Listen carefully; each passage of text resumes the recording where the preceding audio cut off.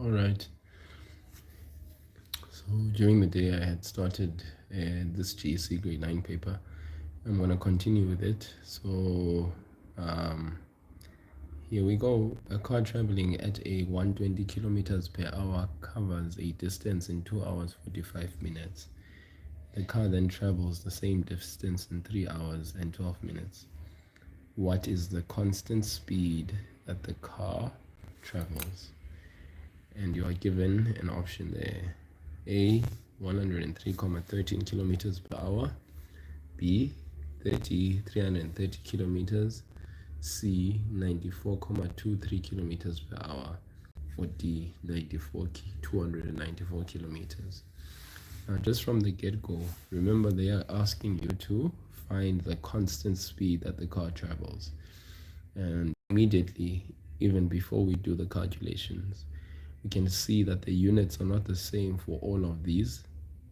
And so therefore, kilometers, that basically annihilates these two options, B and D, because the speed can definitely not be recorded in kilometers. The speed can be recorded in kilometers per hour. So A and C, it's between those two that we are supposed to choose our answer. So basically what we're then going to do, we are going to go and see what we have given in the statement. Car traveling at 120 kilometers per hour covers a certain distance in 2 hours 45 minutes. What do we have given here? We have a speed, which is 120 kilometers per hour, that is given to us, and we are given the time, 2 hours 45 minutes. All right. Then it says the car then travels the same distance. Which distance we don't know, but can we find this distance? Yes, we can. In 3 hours and 12 minutes. What is the constant speed that the car travels? So let's first use the first few pieces of information and calculate the distance that was supposed to have been covered by this car that travels at the speed in 2 hours 45 minutes. So what we are going to do is we're simply going to first and foremost just establish, remember the formula for calculating distance. All right, we have dst. This is a rate, right? Distance, speed, and time. So in order to calculate distance, the formula that we use is speed times time. Now what we had been given in our information is that the speed is 120 kilometers per hour. And we had also been given the time being 2 hours 45 minutes. And then what are we supposed to calculate? The distance, which is what we want. So therefore, the formula that we know we are going to use is distance is equal to speed times time. But remember that if we are given time, the minutes need to be converted to hours. And the way that we do it, that is we actually say 2 hours plus now the 45 minutes, because we know that in an hour there is 60 minutes. We are going to divide the given minutes by 60 minutes so that we can then know the hours that they are available. All right, so we can take our calculator very quickly, right? And then we can simply just say 45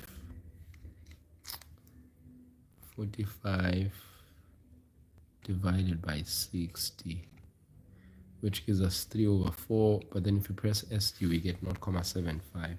So that's like saying 2 plus 0.75, which gives us 2.75 hours.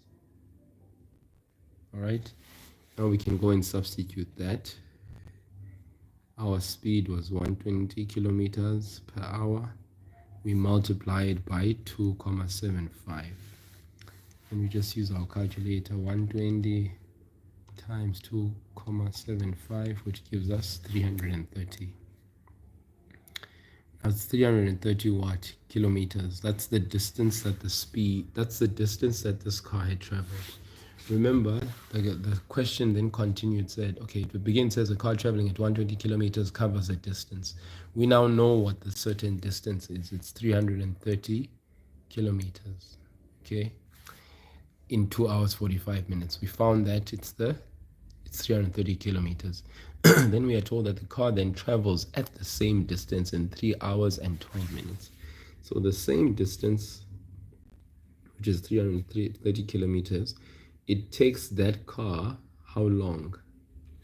3 hours and 12 minutes. So once again, we're going to take the 12 divided by 60. All right.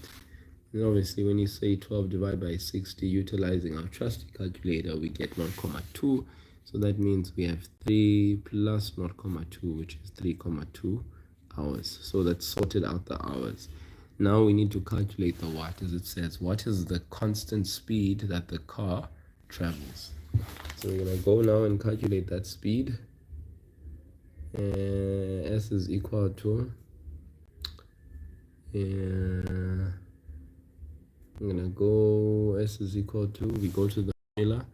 S, if we're calculating speed, the speed is equal to distance over time, right?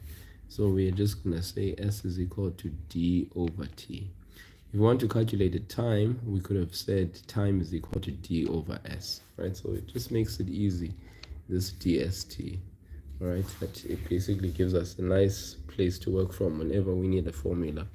So the speed is equal to distance over, sorry, the time is, sorry, the speed is equal to distance over time.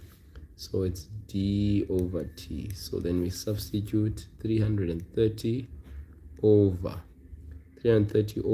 3, we take our trusted calculator, say, and then we type in 330 divided by 3,2. We press SD, we get 103,125 kilometers per hour. All right, that, guys,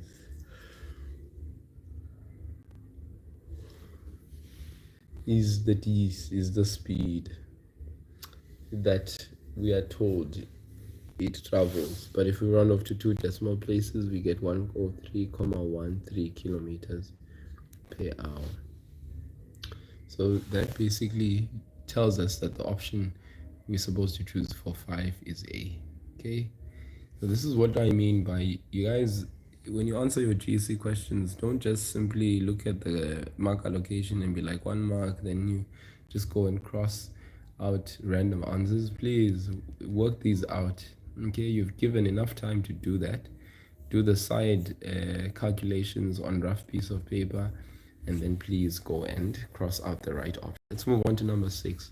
5,265 is invested at 12% per annum compound interest for how many? For 24 months.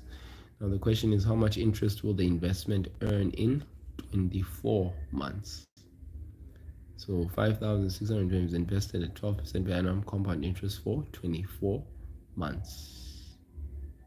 Okay, so let's first set this up. This is compound interest. So the formula for compound interest is 1 plus I to the power n. P is equal to brackets 1 plus I being interest rate and n being your number of years. Interest rate expressed as a decimal.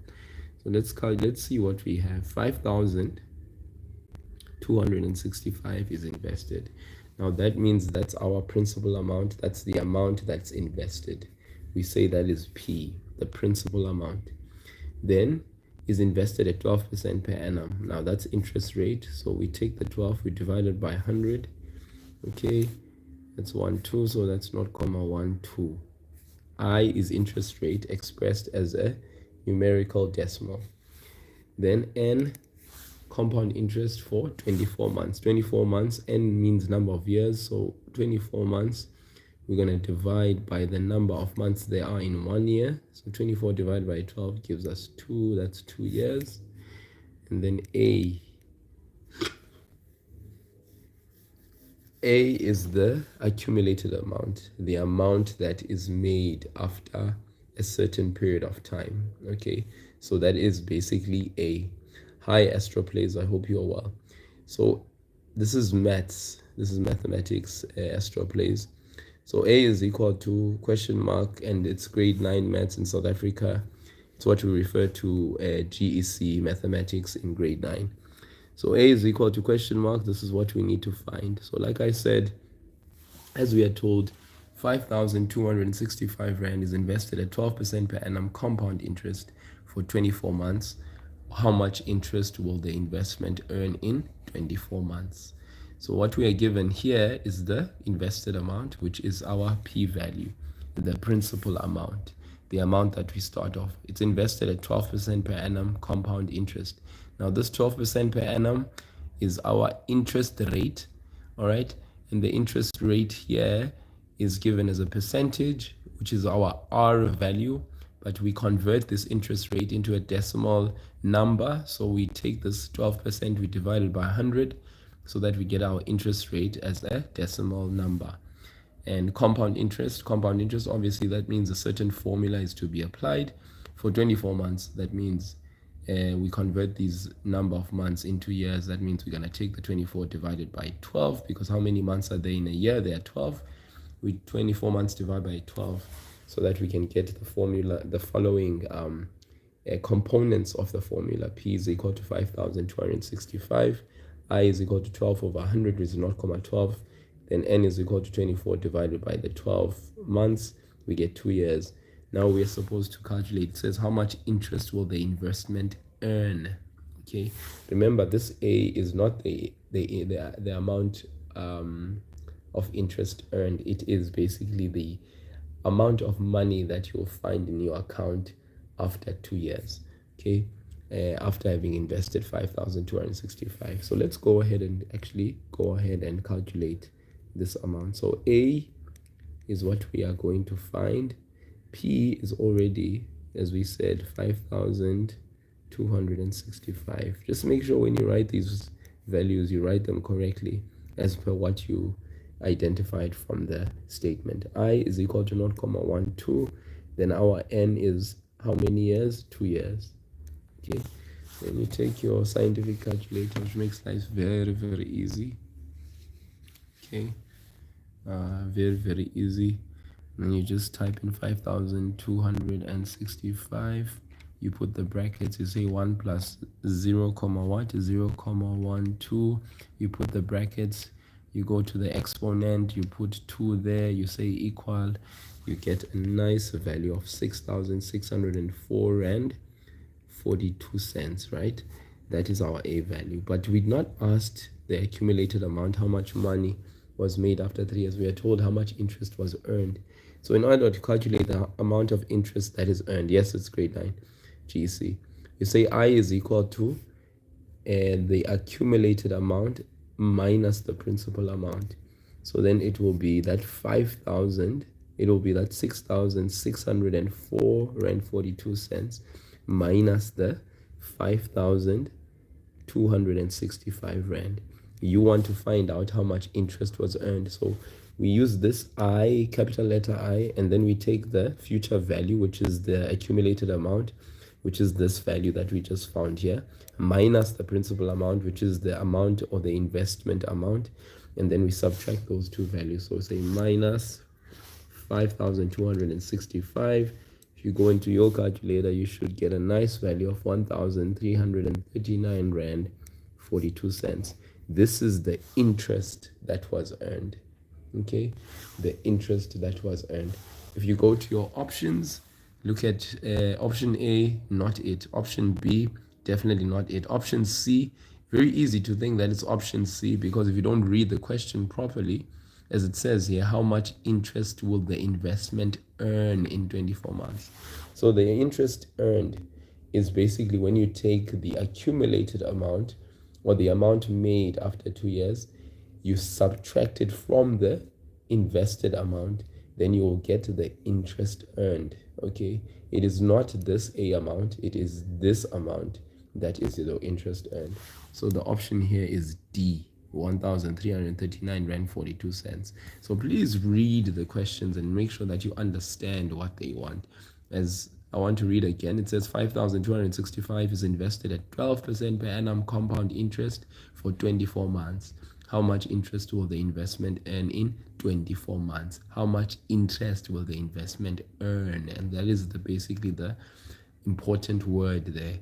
The key word is the earned amount. So like I said, you collect your information, your p value, your I value. Remember that 12% you need to divide by 100, you get 0.12. That's your interest as a decimal number. N is the number of years, so we had to convert the months to years. We take the amount of months that we are given divided by 12, because there are 12 months in a year, so that we get the years. And then A is the accumulated amount, the amount of money made, the amount of money that you will have in your bank account after 2 years. So we basically use the formula that's appropriate, which is A is equal to P into 1 plus I to the power N, because we are told it's compound interest, and then we get the A value. But since they want the interest earned, we take the accumulated amount minus the principal amount, the invested amount, we get the interest earned. And that is as simple as it gets. If it was a question that had simple interest, then we would have basically used a different formula. So take note of that. Okay, let me turn over the page to the next question so that we can see what other questions are there too for us to understand. So next question is, which expression represents the associative property? Guys, just to recap, remember that in mathematics, when you do numbers, whole numbers, you get introduced to a couple of properties. Okay, so look at this. Brackets minus 7 times 11 brackets times 4. So the relationship between these numbers is multiplication. But what have they done? They've put brackets around the first two numbers. The product of the first two numbers, because they associate the two together. Now look at this A. Minus 7 times 4, then there's a plus brackets 11 times 4. Now, in the previous expression, there is no plus, so this A is inappropriate. We don't even consider it. B, minus 7 times 4 brackets times brackets 11 times 4. So you can clearly see here that what has been done for this B is that they've applied a property called the distributive property, where you take the 4, you multiply it by the negative 7. As you can see, negative 7 times 4. Then you take the same 4, you multiply it by 11, which is basically not even something that we can consider in this situation. So it's not even B. Yes, this is GEC, Ayabulel. We go to C, all right? As you can see, minus 7 is there, times 11 is there, times 4 times 4. What they've done here is that they've associated minus 7 and times 11 by using the bracket, leaving times 4 alone. Here, what they've done is they've actually put brackets in the product of the last two numbers. Okay, so that means they've associated the last two numbers instead of associating the first two numbers, the product of the first two numbers. So C is what represents the associative property. Okay. D, if you can look at the order of the numbers, minus 7, there's a 4 here. Times 11, there's a negative 7 here. Times 4, there's a 4 there. So basically C is a expression that is an associative property expression of the expression given above. It is not A, it is not B, it is not D, but it is appropriately C. Okay. That was just us being able to get the answer simply by eliminating the answers that basically don't look like any of the ones above. So associative property is just about associating. If you have a given expression, you'll find that in the given expression there may be brackets for the first two, but the answer for basically associative property of that expression would be when they put the brackets not in the first two numbers but in the last two numbers for the very same expression. That's what we know the associative property to do. Then in number 8, look at this one. Number 8, you are given this expression, 3 into minus 2 plus 6 brackets minus 2 into 5 minus 4 in brackets plus 1 close brackets, and they're asking what is this equal to. You could simply put this in your calculator and get the answer, guys. I mean, it is that straightforward. But we know that they just want to check our skills of BODMAS, right? So BODMAS says you always take off what's in the brackets first, then you follow that with exponents, Then you follow that with division, then multiplication, addition, and subtraction. So this 3 needs to stand outside for a little bit. So let's just rewrite this expression 3 into minus 2 plus 6, minus 2 into 5 minus 4 plus 1. So BODMAS will then say 3, it holds it there on the outside. What's minus 2 plus 6? That gives us 4. Minus 2 into what's 5 minus 4 plus 1. So 5 minus 4 is 1. What's 1 plus 1? It's 2. So we are left with 3 with 4 inside the brackets. We have minus 2 into 2 in brackets. Okay, this is GEC, guys, grade 9. 3 times 4 is 12. And then minus 2 times 4 is minus 4. So what's 12 minus 4? It's 8. All right. So that's basically our answer. And we've applied BODMAS in order to arrive to the answer. We didn't just apply any random manipulation, but we applied BODMAS. Okay. And like I said, someone else could have just simply used their calculator and plugged all of this into their calculator. And I just want to show you what I mean by that, because I mean, that would be a quicker way of being able to arrive at the answer. So if I simply utilize my calculator, okay, it might be very difficult to see because of the, I think it is relatively difficult to see, but I guess you know what I mean, guys. So if we go to our options, 8B is the answer. Then number 9, what is the additive and multiplicative inverse of minus 2? Now this word additive inverse, okay, so if you have minus 2, the question is, what is the additive inverse? The additive inverse would be something that you would actually add or subtract to this number in order to get 0. Additive inverse always leads to 0. So minus 2, what is the additive inverse of minus 2? It's simply plus 2, all right? Because minus 2 plus 2 gives me that 0. Does that make sense? If I was to be asked, what is the additive inverse of plus 3? Then you would say minus 3. I mean, it's as simple as that, guys. It's anything that you would add or subtract to that particular given number that would lead to 0. Okay, that's additive inverse. What about, so that's additive inverse, just say AI. What about multiplicative inverse? Multiplicative inverse is simply that number you would multiply to the given number in order to get to 1, to positive 1. So if I say, what's the additive inverse? I mean the multiplicative inverse of negative 2, for instance. Then the question is, what can you multiply negative 2 by in order to get a positive half? It's like multiplying by negative half. Okay, it's like the reciprocal, because 2 is 2 over 1. So the inverse would be if it's negative 2, the inverse would be negative a half. All right. Yeah. So basically, these are the two numbers. This would be the additive inverse of negative 2. It's plus 2. And this here would be the multiplicative inverse of negative 2. Okay. Yeah, that number you would multiply the given number to get 1 is what we refer to as the multiplicative inverse. So negative. So let's go back. What are the additive inverses of minus 2? So the additive inverse of minus 2, we arrived at the answer that it's plus 2, right? So look at this. 2 minus 2, no. Minus half, no. 2. So we have A and D as our options that we can choose from. So basically, additive inverse, it is 2. Yes. Additive inverse, it is 2. Now let's move on to the next one. Multiplicative inverse of negative 2. What's the multiplicative inverse of negative 2? So like I said, multiplicative inverse of negative 2 would be that particular number that would multiply negative 2 to get 1. So that basically simply is a negative half, right? Yeah. Why negative of half? Because 2 is negative 2 is like writing it as negative 2 over 1. So the multiplicative inverse is just flipping that fraction around and basically the sign being the same, so that you can get a positive answer. So look at these options. Additive inverse and multiplicative inverse would have to be 1, 2, 2, yes. Is it half the multiplicative inverse? No, it's not half. Is it negative half? Yes, so that means D is our answer.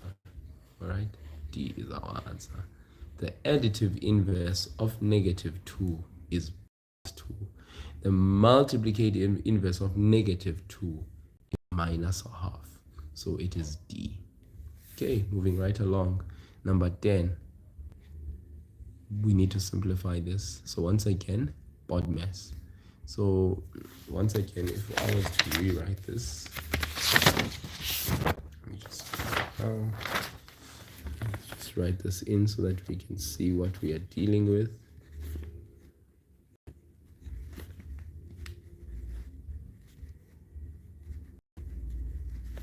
This is 6 divided by 8 over 5 minus 6. So in the numerator, brackets and division will get priority. Remember, in this case, nothing in brackets needs to be solved for these two, right? But then here for this bracket, we have 6 divided by 8 that we need to take care of, okay? And there's a specific way we can write that 6 divided by 8 if we want to, so that we don't have a decimal. So the multiplication and division we can take care of. What's 2 times -3? It's -6. What's minus times 5? It's -5. What's -4? Now 6 divided by 8 is like saying 6 over 8. Okay, that's very important to note. What's 5 minus 6? That's -1. So for now we can say -6 minus 5. Sorry, there was a -4 here. -4 over, now this here simplified, 6 over 8 can be written as 3 over 4. I mean, even your calculator can give you that answer, over -1. This 4 and this 4 will cancel out because 4 goes into 4. This 4 is in the numerator, this one is in the denominator. This 4 goes into 4 once, okay? And then we have -6 minus 5 minus 1 times the 3, minus 3 over -1. Then if we do the subtraction, what's -5 minus 6? -6 minus 5, it's -11. -11 minus 3 is -14 over -1. But we all know what a negative and a negative divided together lead us to. It leads us to positive what? 14. Okay, that is our answer. I just want to look at this thing quickly here, this 6 divided by 8. Remember, 6 divided by 8 can be written as a fraction of 6 over 8. Even if you did not have, you could basically put this in your calculator and say 6 divided by 8. You're going to see what the calculator does. Okay. Yeah, that's 6 divided by 8 gives you 2 over 3. Okay. Oh, it's 2 over 3. No, sorry, not 2 over 3. I said 6 divided by 9. So 6 divided by 8 is actually 3 over 4. Okay, sorry, my bad there. So 6 over 8 does lead you to 3 over 4. Then that 3 over 4, you can simply multiply the 4 times the 3 over 4. You could get it from your calculator. It will give you -3. Then okay, you can add the integers, subtract the integers in the numerator. You get -14. The -1 is in the denominator. Then a -14 times a -1 gives you a +14.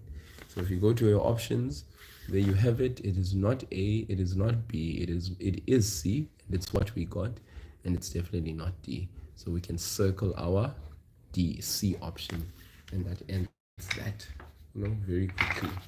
Okay, let's move right along to our next question.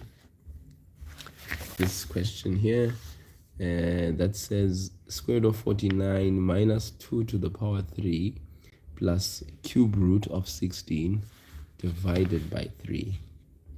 The answer by plugging in these values in your calculator. But I mean, yeah, if you do the rough work, then of course you can actually see how the answer develops. So the square root of 49, you have minus 2 to the power 3 here, plus the cube root of 216 divided by 3. So square root of 49, that's 7 minus 8, because 2 to the power 3 is 8, plus the cube root of 216. Surely by now, if we don't know it, you can use our calculator. That's 6. That's divided by 3. So we say 7 minus 8. Remember, 6 divided by 3 will get priority when it comes to BODMAS, right? Because 7 minus 8, you leave it for now. 6 divided by 3, 3 goes into 6 how many times? 2 times. You have 7 minus 8, which is negative 1 plus 2, so our answer is 1. Okay, yeah man, this is how we move around on the blocks, you know.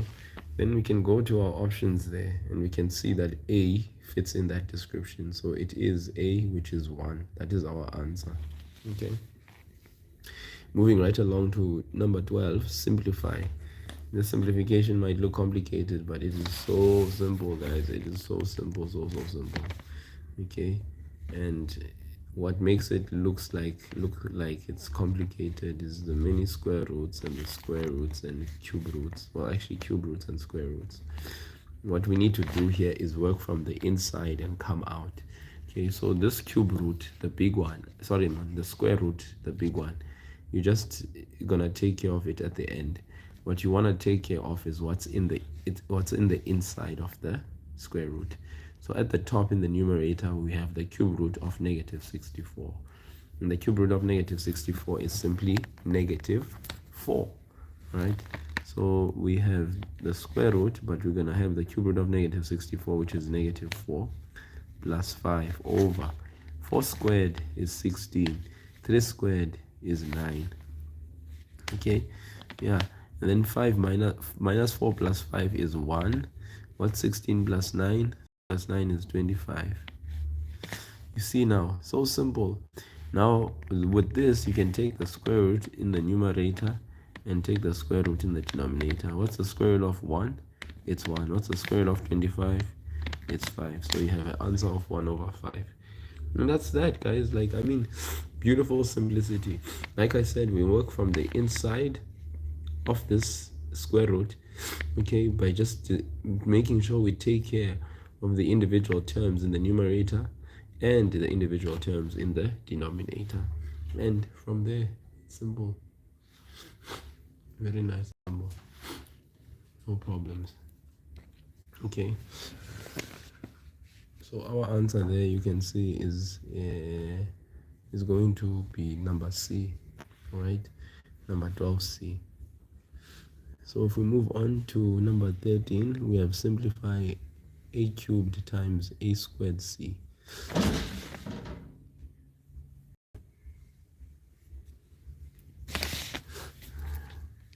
So a cubed times a squared c. Remember, now we're dealing with the laws of exponents. That there's laws of exponents that say when we are multiplying and there are bases that are the same, keep the base, we add the exponents. So what we can see here is a cubed times a squared c. All right, so we can multiply these.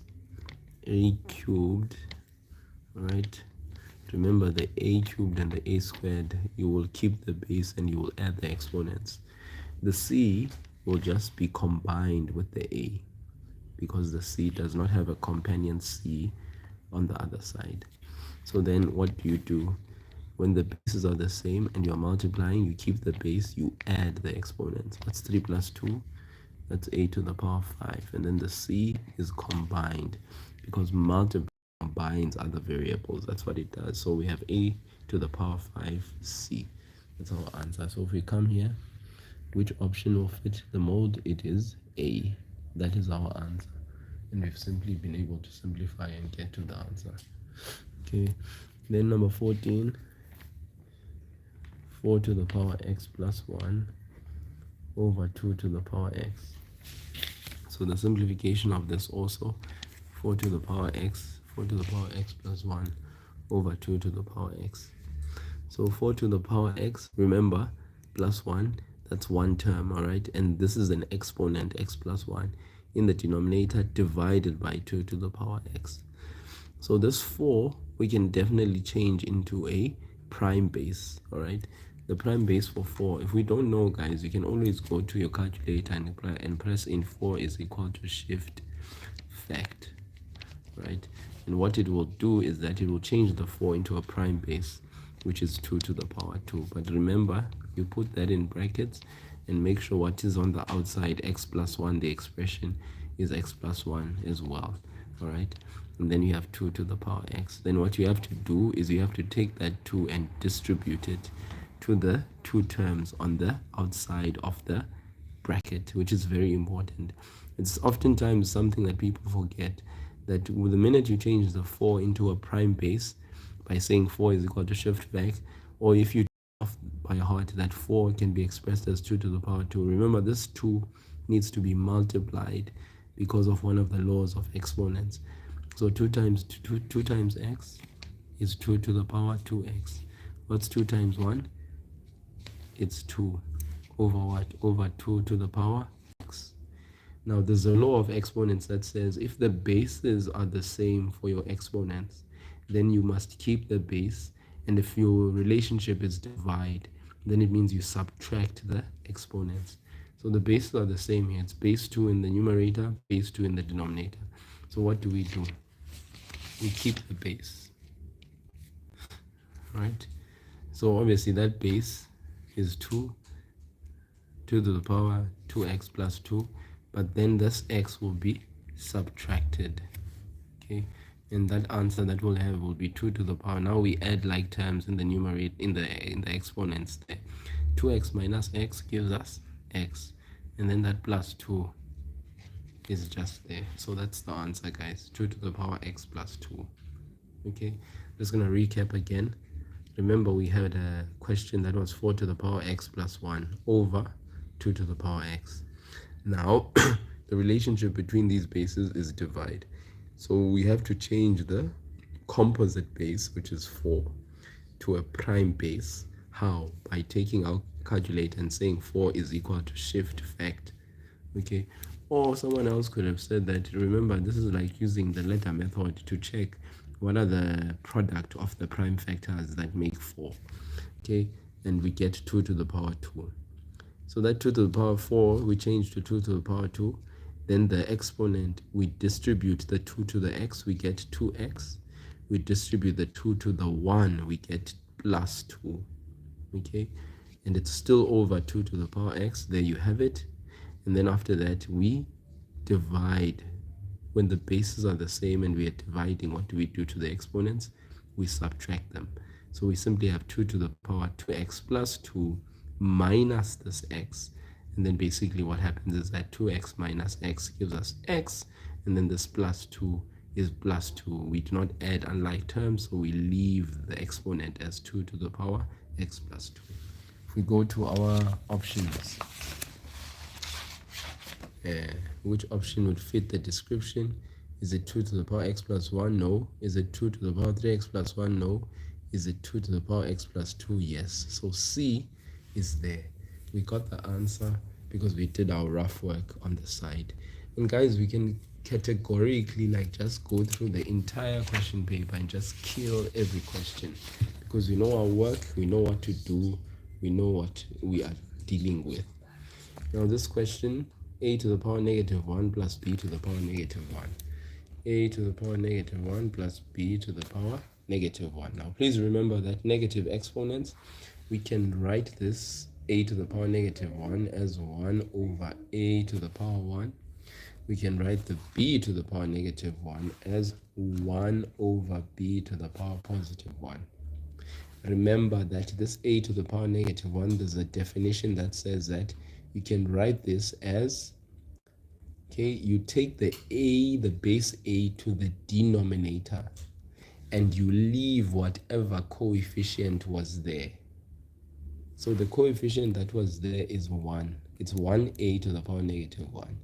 So when you write this as a positive exponent, this base is a positive exponent, it moves from the numerator, it goes to the denominator.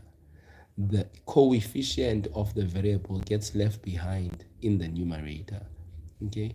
But this variable goes to the denominator, and the sign of the exponent changes from negative to what? To positive.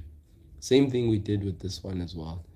There was a coefficient 1, we leave it in the numerator, take the variable b, take it to the denominator, and change the exponent from negative to positive.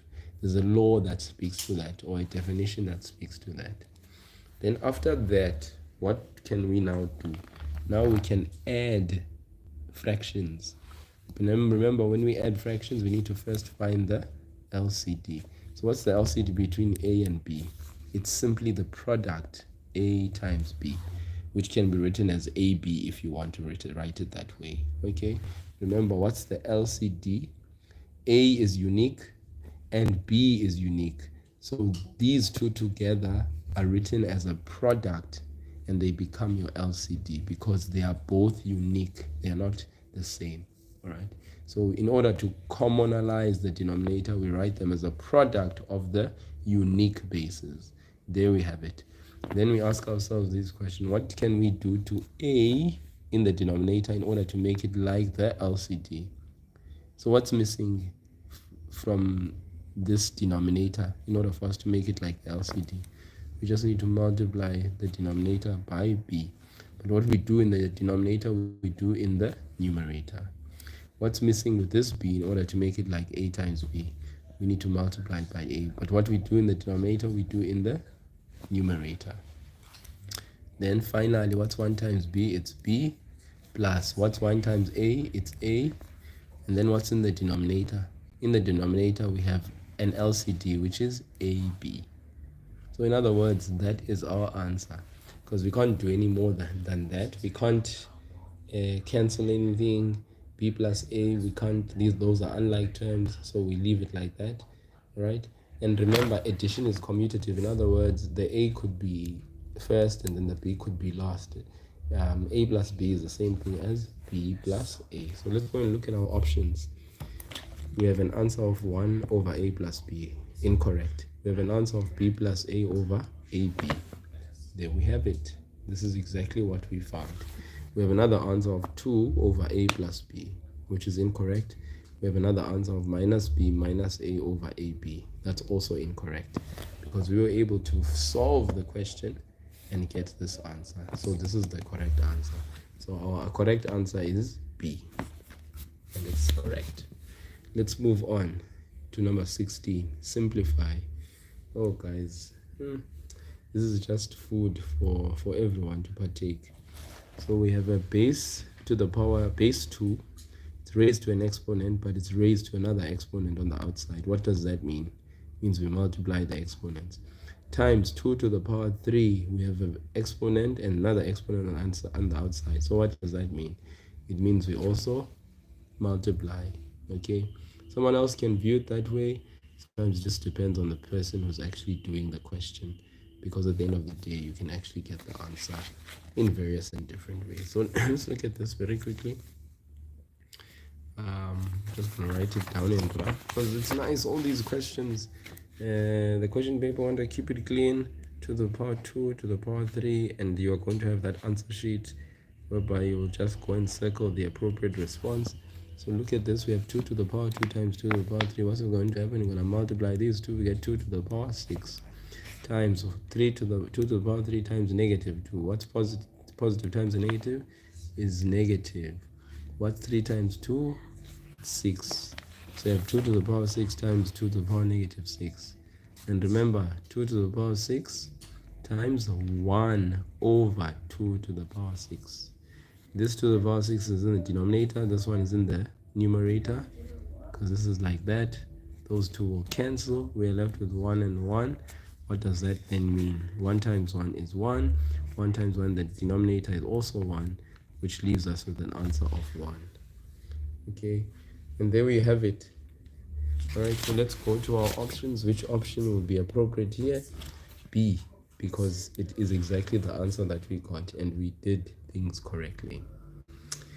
Moving right along to number 17, guys. Number 17, so beautiful and nice. We have x to the power negative 3 times y over negative 2x to the power negative 2. The whole thing to the power negative 3. Right? So in this question, it really depends on what, there are two ways in which you could do this question. You could first, if you want to, deal with what's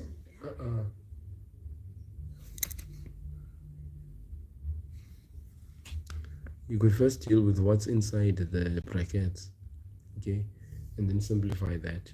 Or you could basically like 16 again. You want me to explain 16 again? Okay, that's fine, Imangi, I can do that. So we have 2 to the power 16, 2 to the power 2, all raised to the power 3, times 2 to the power 3, all raised to the power -2. So this base raised to the power 2, all raised to the power 3, these brackets mean for the exponents you can multiply them.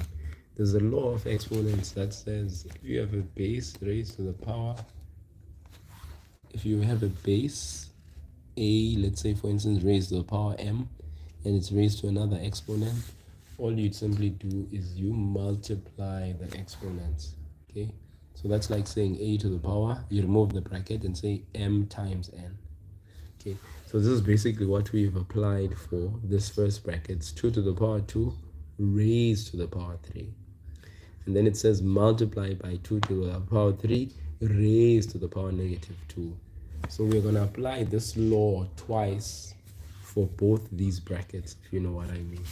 Hence, when we did this, 2 to the power 2 times 2 to the power 3 times 2 to the power 3 raised to the power -2, what did we do? We said 2 times 3 for our exponents, and we got 2 to the power 6.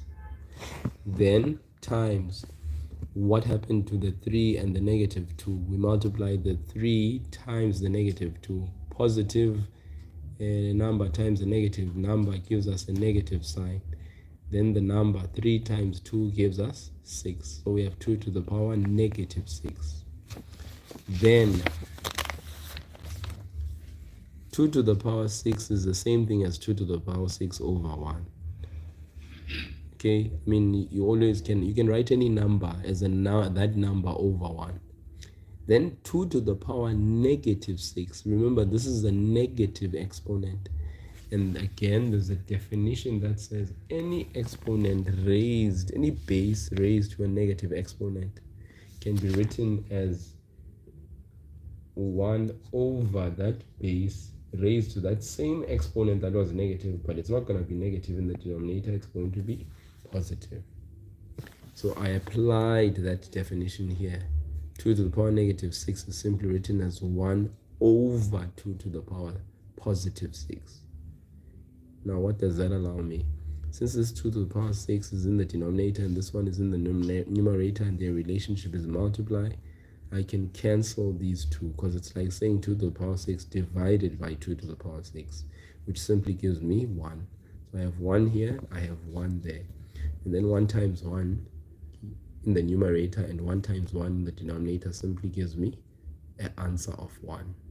Okay, so Imanga Tanan, I hope you are clear now and you understand what I just did. Okay, so let's move on to that next question, number 17.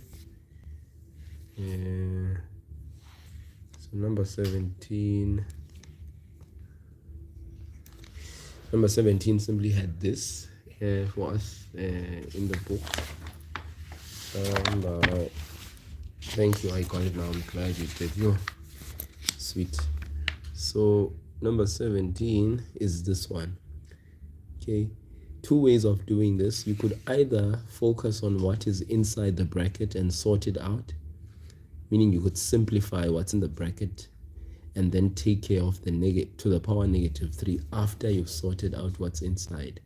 Or you could actually take the to the power -3 and actually apply the law whereby you apply the multiplication of the exponent for each respective base for each exponent, all right, inside the actual bracket.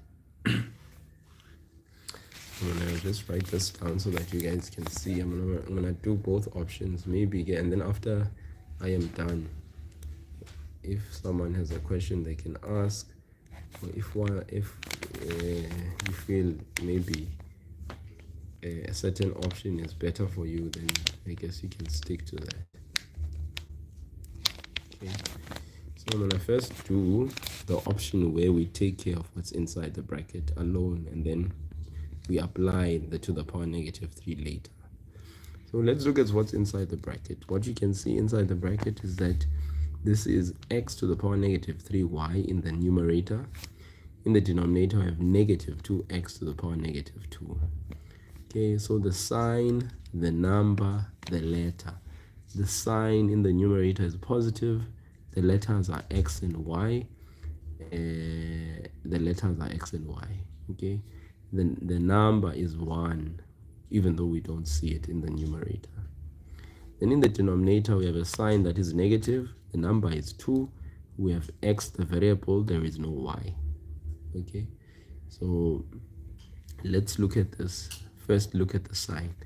A positive divided by a negative will give us a negative answer, right? Then if we look at the x, okay, we can then write, then if we look at the number, 1 divided by 2 will still be 1 over 2, okay? And if we look at the letters, we have x to the power negative 3 divided by x to the power negative 2. So we can write x to the power negative 3 minus 2. Okay, why do we say x to the power negative 3 minus 2? It's because, remember, in the denominator, when we have bases that are the same, we keep the base and we subtract the exponent. So there's a minus 3 in the numerator, but the minute we take this minus 2 and we still subtract the minus 2, then it's like saying we subtract the negative 2. So we need to take that into account. Subtract the negative 2. There's two minuses next to each other, which means that a negative times a negative will lead to something. Then we have a y in the numerator as well. All right, but to the power negative 3 hasn't been applied yet. So let's go ahead. We have minus x minus 3 plus 2y over 2, all raised to the power negative 3. Finally, we have negative x to the power negative 1y over 2, all raised to the power negative 3. Okay, so now we can apply this negative exponent inside the bracket. Okay, inside the bracket. So firstly, if we apply the negative sign on its own, all right, there's something interesting that happens when we apply the negative sign on its own. That happens to the entire fraction. The 2 goes to the denominator. The x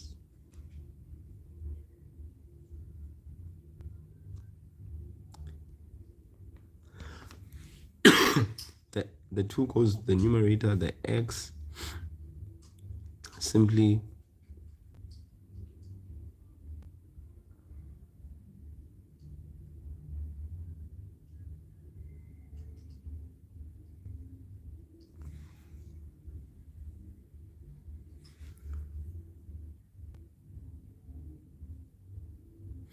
actually, let's do this. Sorry, let me simply do this first. Let me not.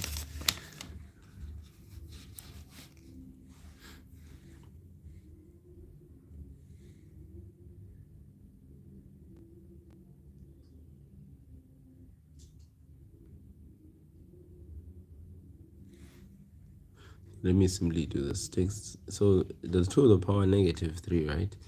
So if we apply this to the power negative 3 to everything inside here, the 2 to the power negative 3 won't affect the negative sign. So the negative sign will stay like that. It's because of the fact that it's an odd number.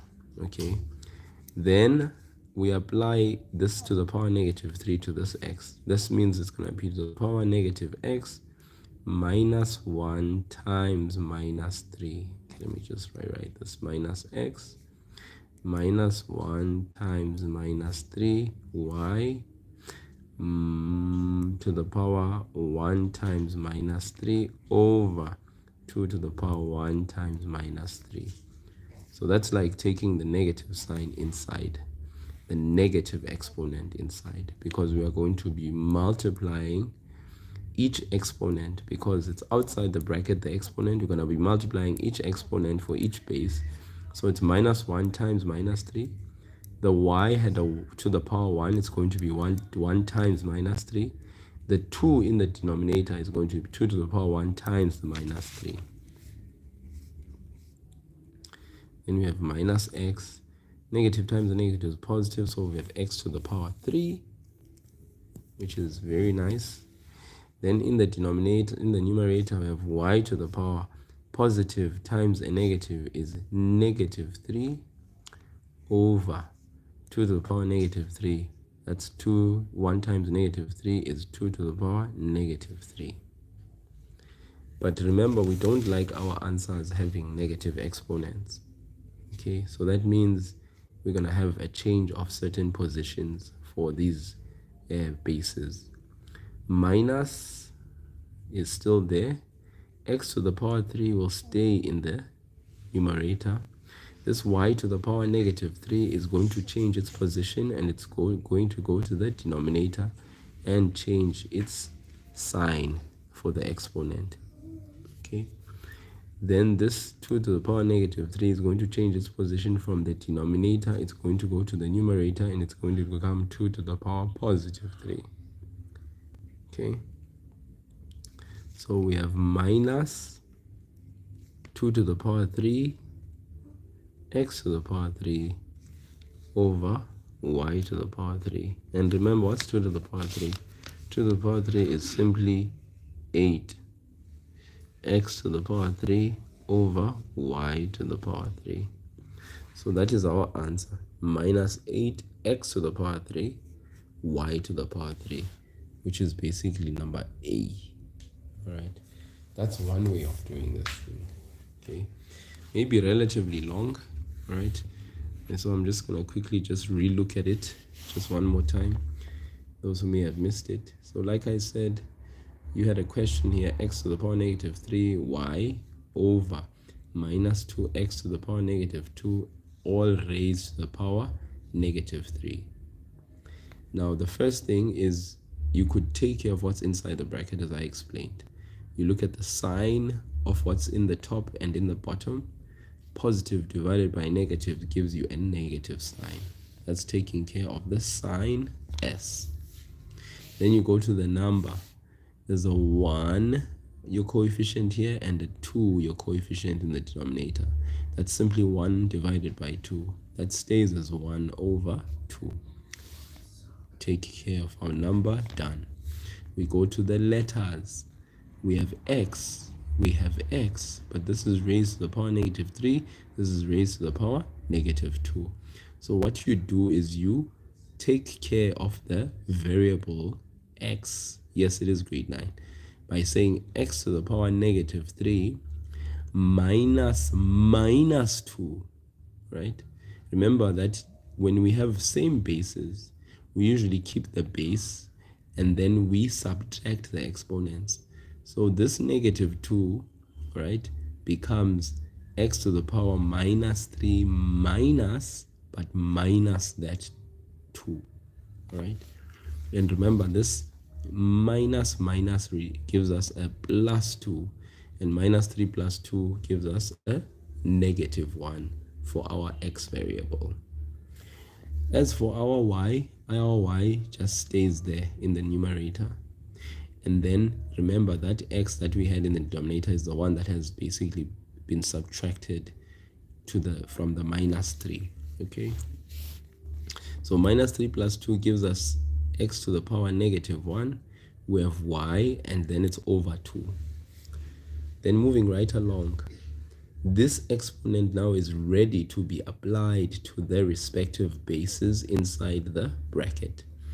This to the power negative 3, when it's applied to the sign, does not change the sign because the exponent is odd, right? So it doesn't change the sign minus. This negative exponent, when applied to the variable in the numerator, gets multiplied with the exponent minus 1 times this negative 3, which is why you have minus 1 times the negative 3. This y also to the power 1 gets multiplied with the negative 3. So that's why we don't have a negative 3 exponent outside the bracket anymore, because we've taken this negative 3, we've applied it into the expression inside the bracket for the numerator, and now for the denominator as well. It becomes 2 to the power 1 times the negative 3. Now when we sort this out, what's negative times the negative? It's positive. What's 1 times 3? It's 3. Same thing here. Positive times the negative? Negative. What's 1 times 3? It's 3. Then in the denominator, positive times the negative is negative. What's 1 times 3? It's negative 3. Then as I then concluded, I said that you then have to make sure that your answer does not have negative exponents. There's a negative exponent for the y variable. There's a negative exponent for the 2 in your denominator. So what happens is that in order to make sure that there's no longer any negative exponent, this y variable will move from the numerator to the denominator, and then what happens is that its exponent changes sign. As it was negative, now in the denominator it is y but with a positive exponent. This 2, which was in the denominator, it had a negative exponent 3.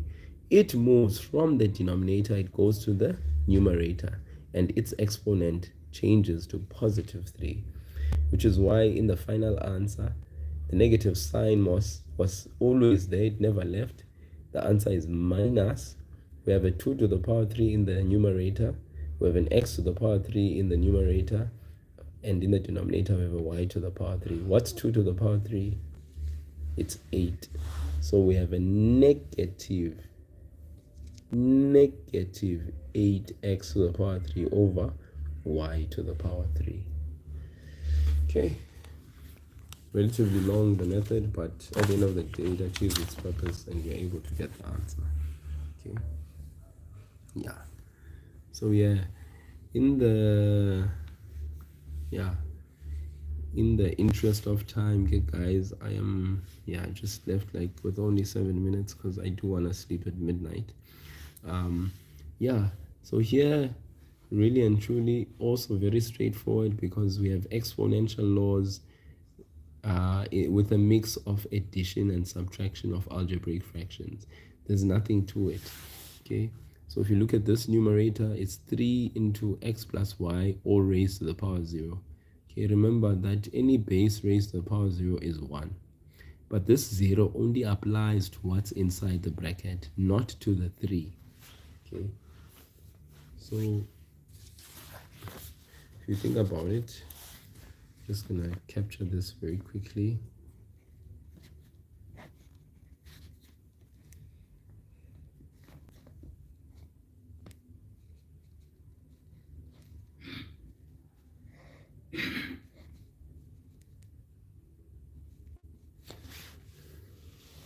Okay, first step, x plus y to the power 0, that's 1. So in brackets now I have 1. You see that? Because the 0 was applied to the entire bracket, not to the 3. The 3 is still there.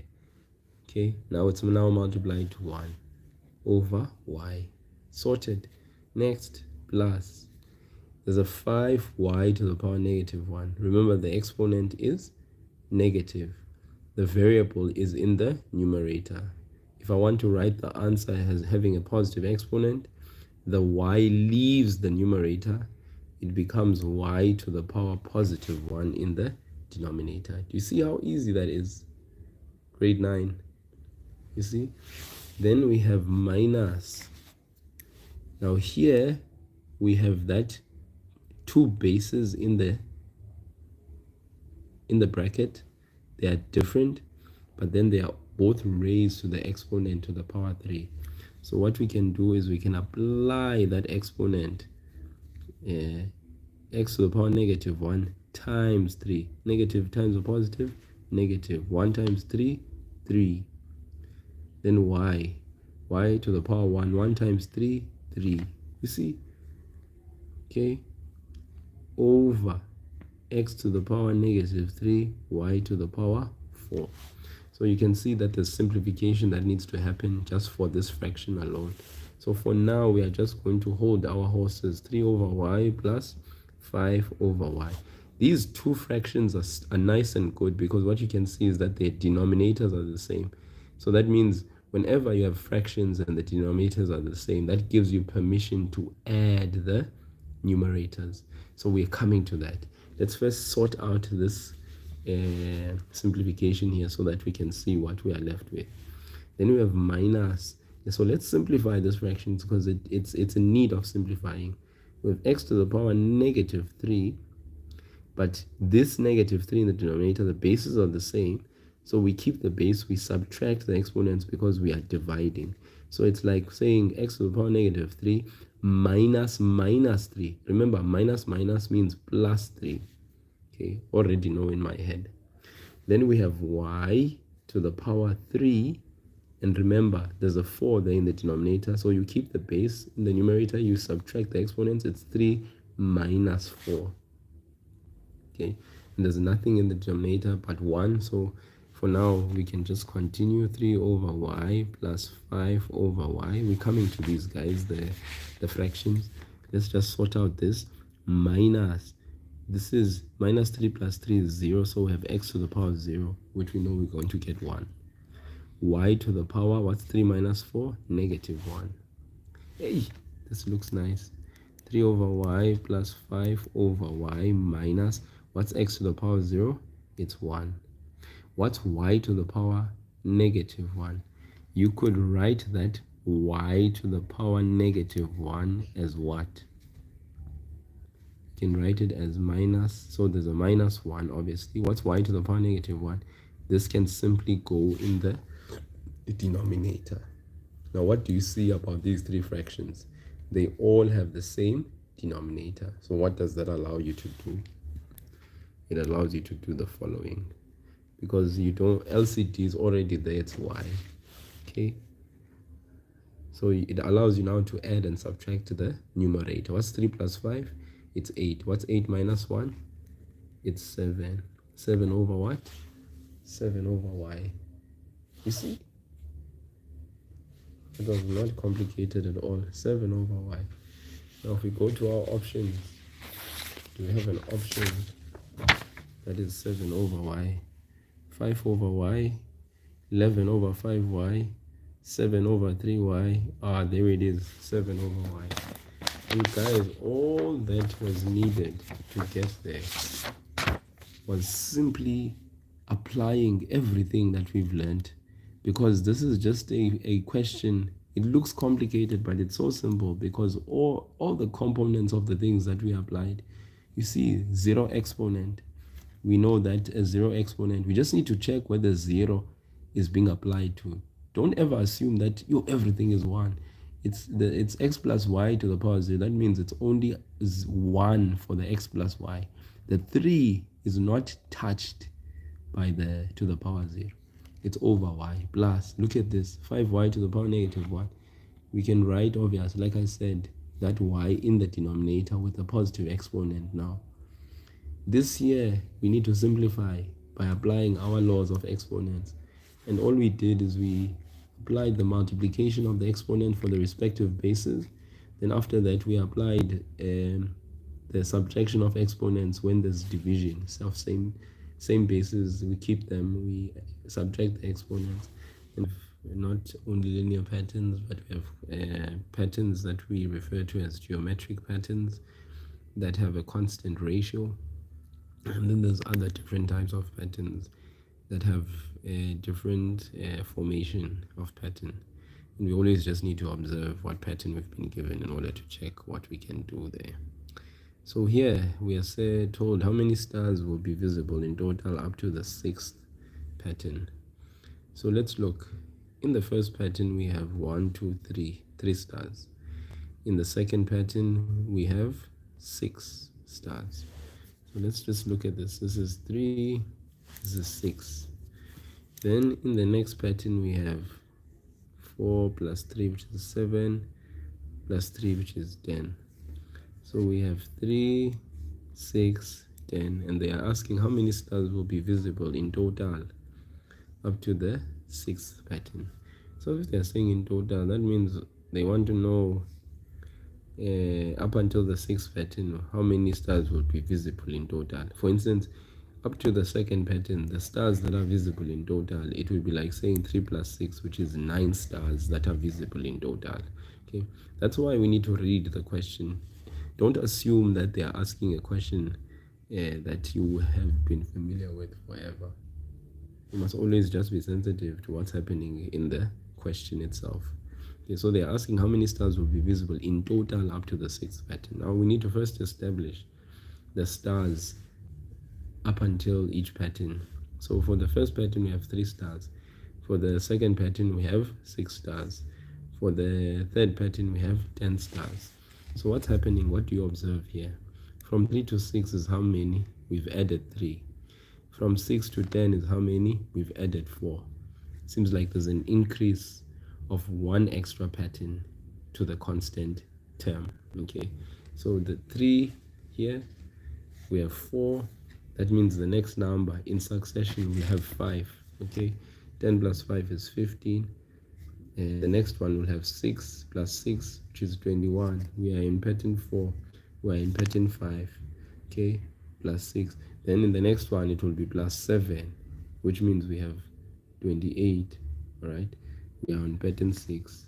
So in total we're gonna have 3 plus 6 plus 10 plus 15 plus 21 plus 28, and this is basically what they want. They want us to know how many stars will be visible in total up until the 6th pattern. Well, now we can be sure that in the first pattern there's 3, second pattern there's 6, third pattern there's 10, fourth pattern there's 15, because it's plus 5, it was plus 4 here, it was plus 3 here, it's plus 6 here, it's plus 7 here. So the pattern, you know, for each pattern we are getting the required amount of stars. All right, but now we want the what? How many stars will be visible in total up to the 6th pattern? Okay, so I hope you understand this question. Now we need to add the number of stars. 3 plus 6, which is 9, plus 10, which is 19, plus 15, which is 34, plus 21, which is 55,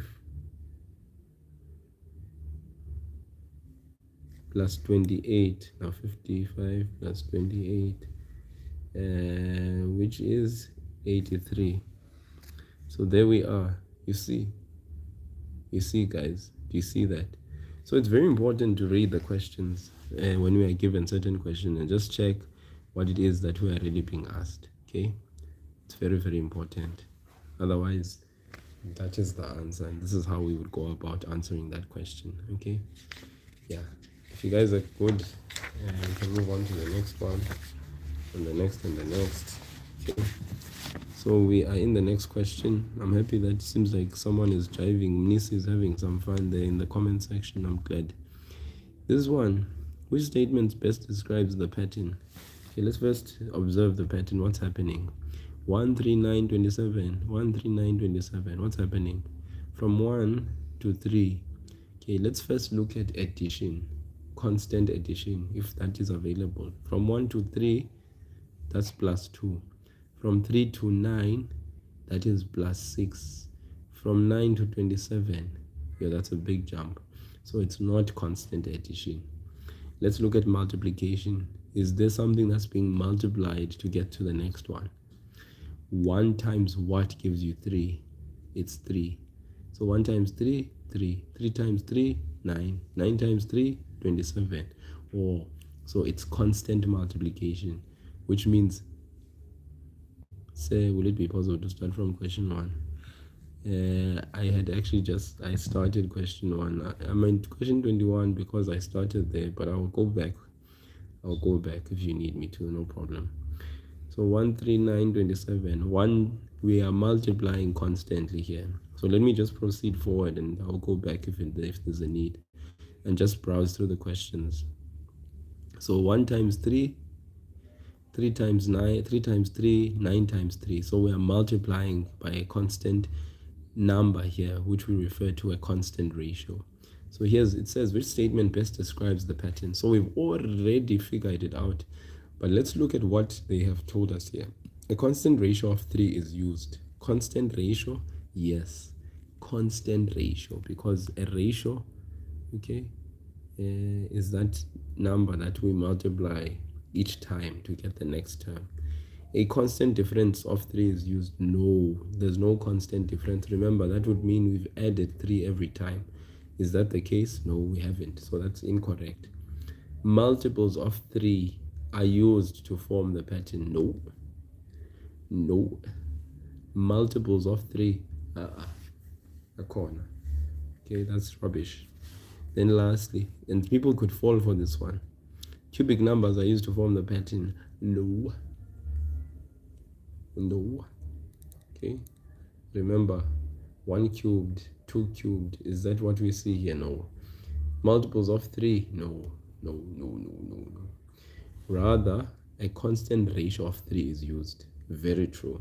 Okay, so remember, there's a constant difference, which means adding or subtracting a certain number to get the next term, or there's a constant ratio, which means we are multiplying by a certain number, or it could be a fraction to get to the next number. So here it's a constant ratio of 3. The correct answer is 21A.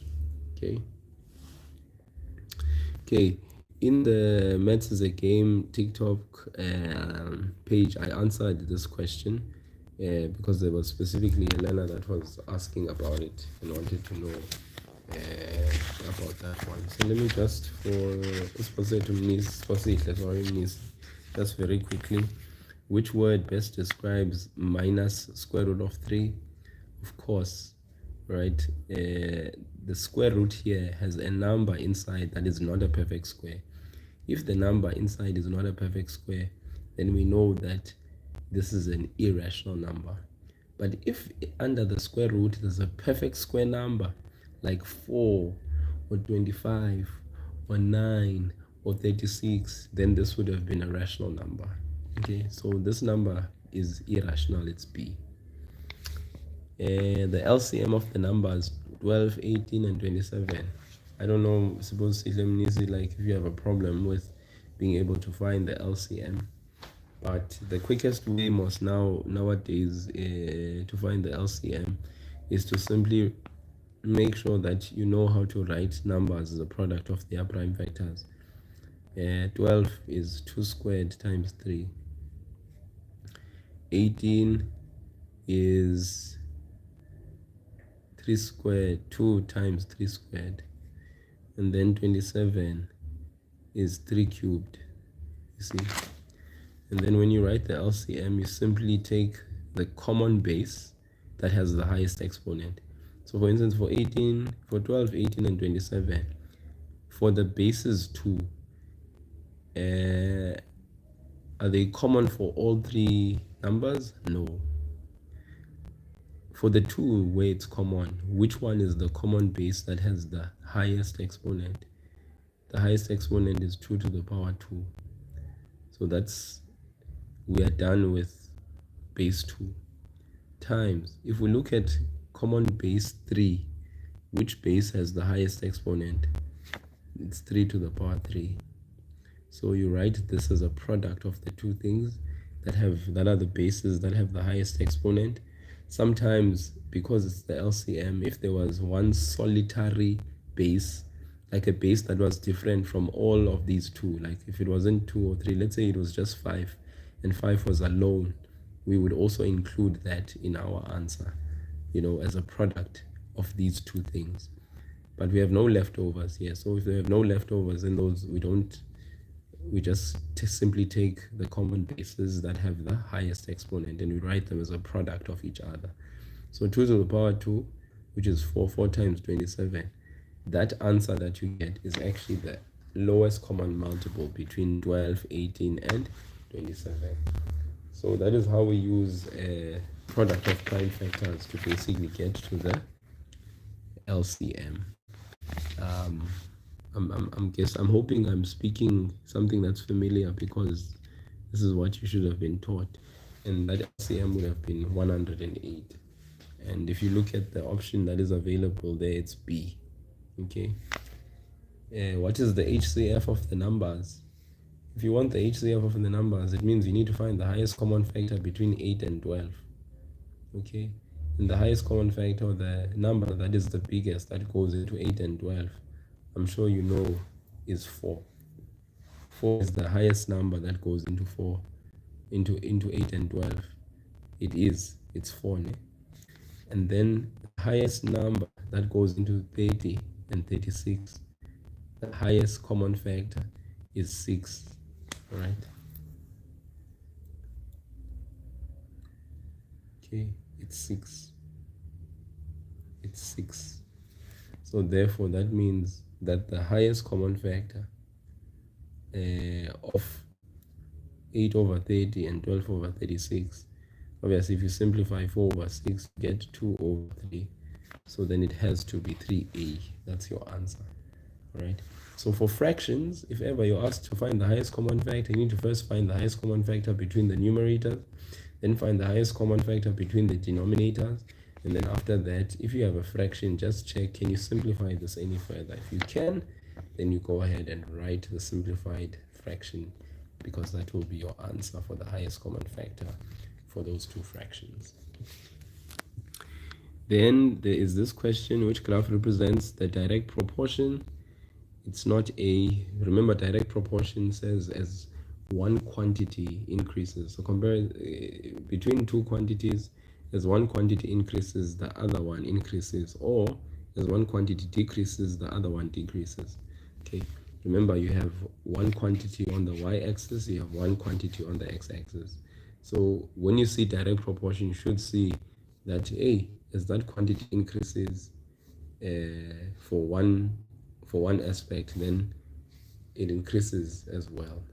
As one quantity increases, the other increases. So this here is a representation of direct proportion as per the graph. Not this one, not this one. It's exponential, this one, but it's not direct. And even this one, it's not this one. Then we looked at this scenario of a car traveling 120 kilometers to cover a distance in 2 hours 45 minutes. The car then travels the same distance in 3 hours and 12 minutes. And then we asked, what is the constant speed that the car travels? So I'm just going to look at this. A car traveling at 120 kilometers per hour covers a certain distance in 2 hours 45 minutes. So here it was very straightforward that we have a distance that we do not know about. So we need to first calculate that distance. But in order to do that, we need to remember this little magical formula here, this thing, DST, right? That whenever we want to calculate distance, it is the product of speed and time. If we ever want to calculate speed, it is the quotient of distance and time. In other words, it's distance over time. And then whenever we want to calculate time, it is the quotient of distance and speed. Okay. If we know these formulas, specifically this one for our calculation, and this one first, and then this one second, because we need to first find out what the distance is for a car that traveled for 2 hours 45 minutes at 120 kilometers per hour. But in order to do that, we need to first convert these minutes into hours. And to do that,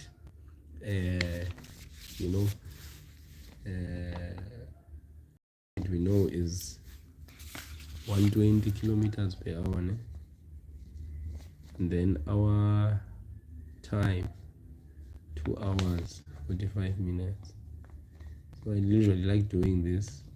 So then I say 2 hours plus. Then you take the 45, you divide by 60, so that you can find out that it's 2,75 hours. Okay, then you need to calculate the distance. So you put a question mark. So S, you have it. Time, you have it. Distance is what you want. Then you can use the formula D is equal to S times T. And then you know it's 120 kilometers per hour. It's times that 2,75. And don't forget to convert those minutes into hours by simply taking the minutes and dividing by 60, so that you know almost 45 divided by 60, you see that it's actually, when you press ST, it's 0.75.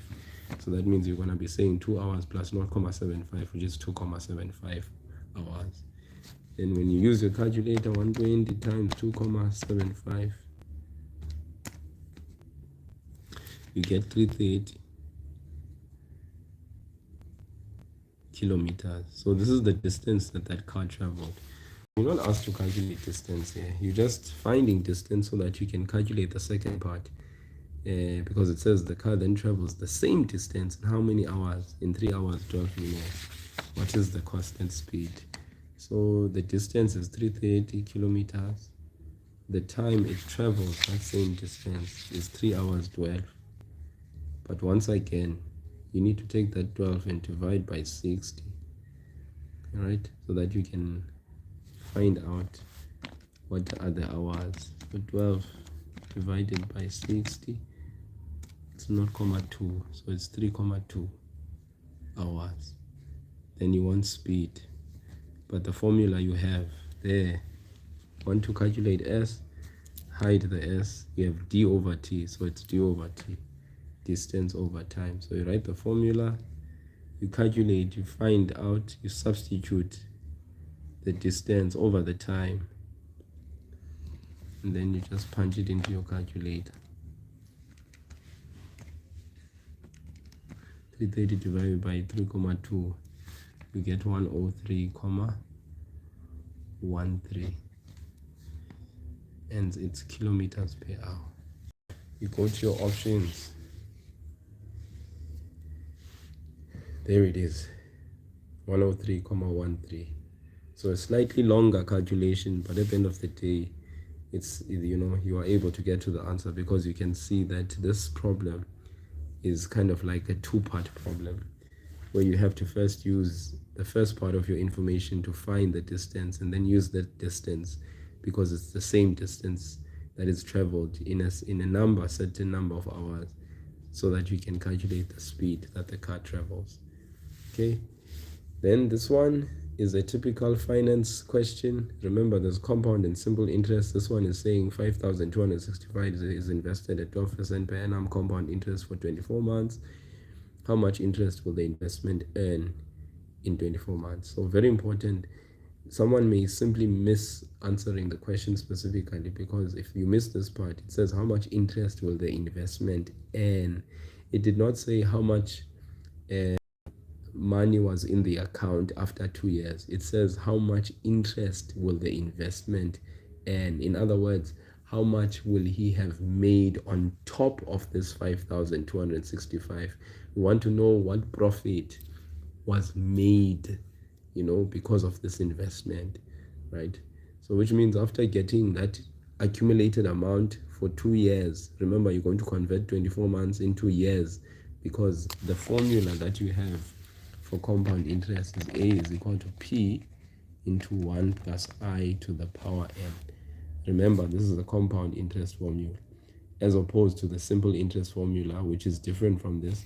If the calculation had said simple interest, you would said A is equal to P into 1 plus I times n. And you substitute the values. And remember, this I is an interest rate value that is in a decimal number. It's not in percentage. So A is equal to P, that's 5,265. You have 1 plus I, that's 12%, but once you divide by 100, it gives you 0.12 to the power n. That 24 months is 2 years. You don't write 24 there. And then you just punch everything that you have there in the calculator with the brackets and everything, man.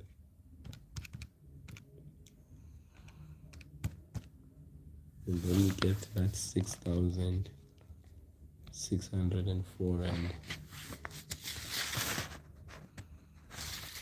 42. Okay, but that's not what you want.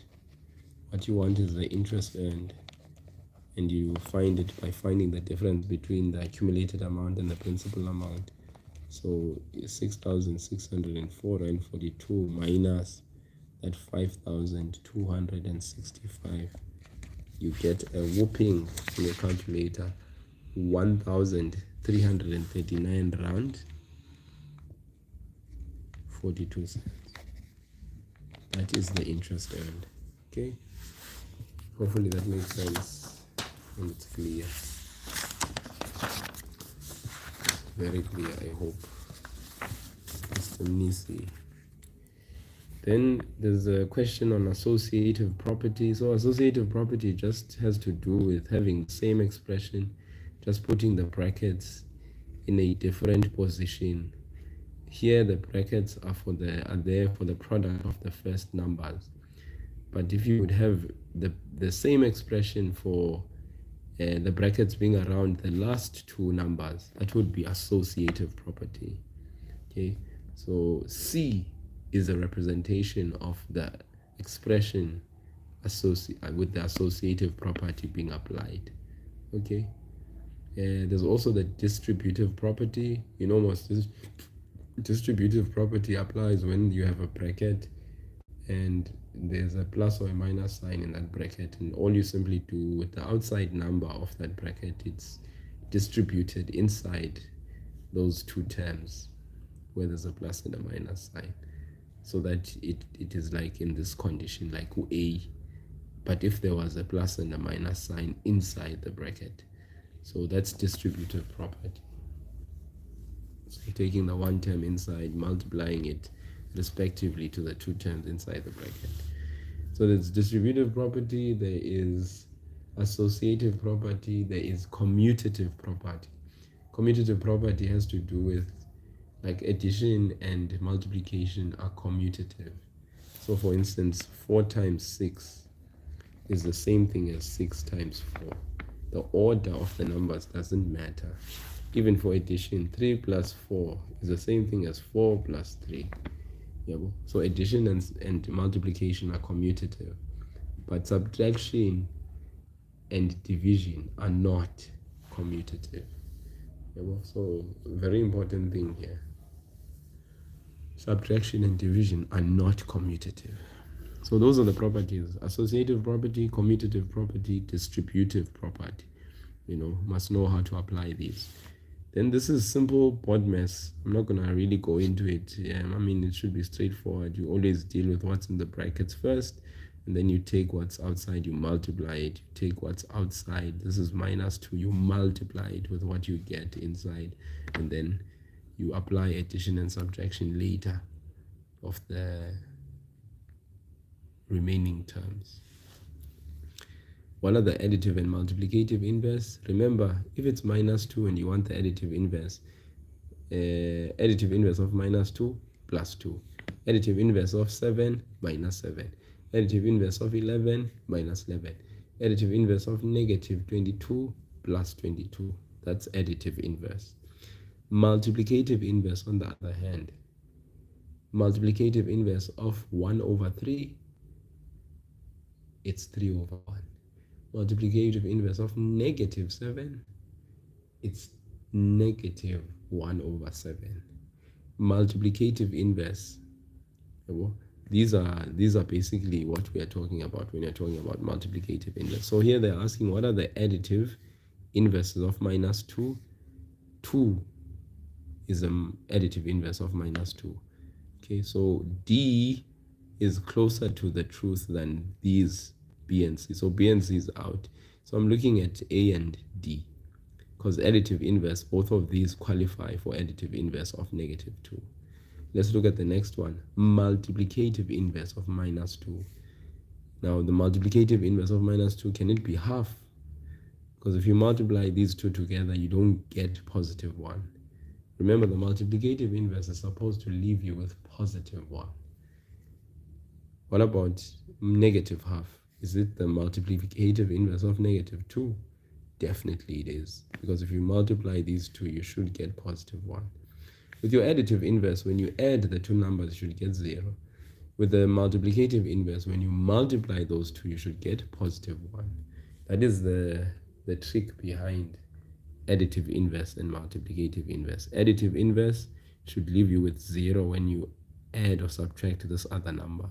Multiplicative inverse, when you multiply with this number that you're talking about, it should leave you with positive 1. Okay. Number 10, BODMAS. Okay, it's like straight BODMAS. Okay, the 2 weights minus 3, multiply. Minus 5 into 5, that's minus 5. Minus 4, 6 divided by 8. 6 divided by 8, you can write it as a fraction. Something will happen, simplification. The long of the story is that you'll get a nice answer of 14, and it's feasible, you know. Also, this one, I mean, you could put this in your calculator and get the answer just simply from plugging into your calculator, and simply be with it, and the answer it just gives to you. Okay. So I do want to show you, I did do these, you know. It was 6 divided by 8. I wrote as 6 over 8. Then 6 over 8 simplifies to 3 over 4. Then this 4 and this 4. This 4 is in the numerator. This one is in the denominator. For the multiplication of these two things, it leaves you with 1, 1, and then you get negative 3. Then you can add those in the numerator. Left with negative 1, the denominator. You divide the negative and the negative, you get positive 14.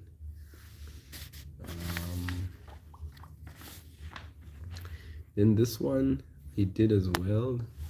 Okay, 12, I did that as well. You take care of what's inside the square root first. Cube root of negative 64, you can use your calculator even, you get negative 4. Plus 5 plus 5. 4 squared, 16. You can get your calculator to help you there. 3 squared is 9. You add what's in the numerator, you get 1. You add what's in the denominator, you get 25. When you apply the square root, it's like you split the square root both in the numerator and the denominator. Square root of 1 is 1. Square root of 25 is 5. Nice, straightforward and simple. Okay. Then this question, simplify a cubed times a squared c. Also did that one. Because here we're applying law of exponent number 1. When bases are the same and you're multiplying, you keep the base, you add the exponent. So that's a to the power 3 plus 2, which gives you a to the power 5. Then this c has no companion, but because we are multiplying, you just combine the a and the c by multiplication. C is next to a to the power 5. That's the answer. And do we have that option there? Yeah, there it is. Did we have the option of 1 over 5? Yeah, there we did. Then 1.4, we also did that as well. All right, just on the side, 4 to the power x plus 1 over 2 to the power x. Remember, when you are simplifying numerical bases for exponents, you convert the composite bases to prime bases. You can use your calculator and just type in 4 is equal to shift fact. 4 is equal to shift fact, and you'll get the 2 to the power 2 as a prime base, product of prime numbers. Then you have the x plus 1 as the exponent. Please keep it. Then you distribute. Apply the distributive law. 2 multiplied to x, 2x. 2 multiplied by 1 is 2. In the denominator, you have 2 to the power x.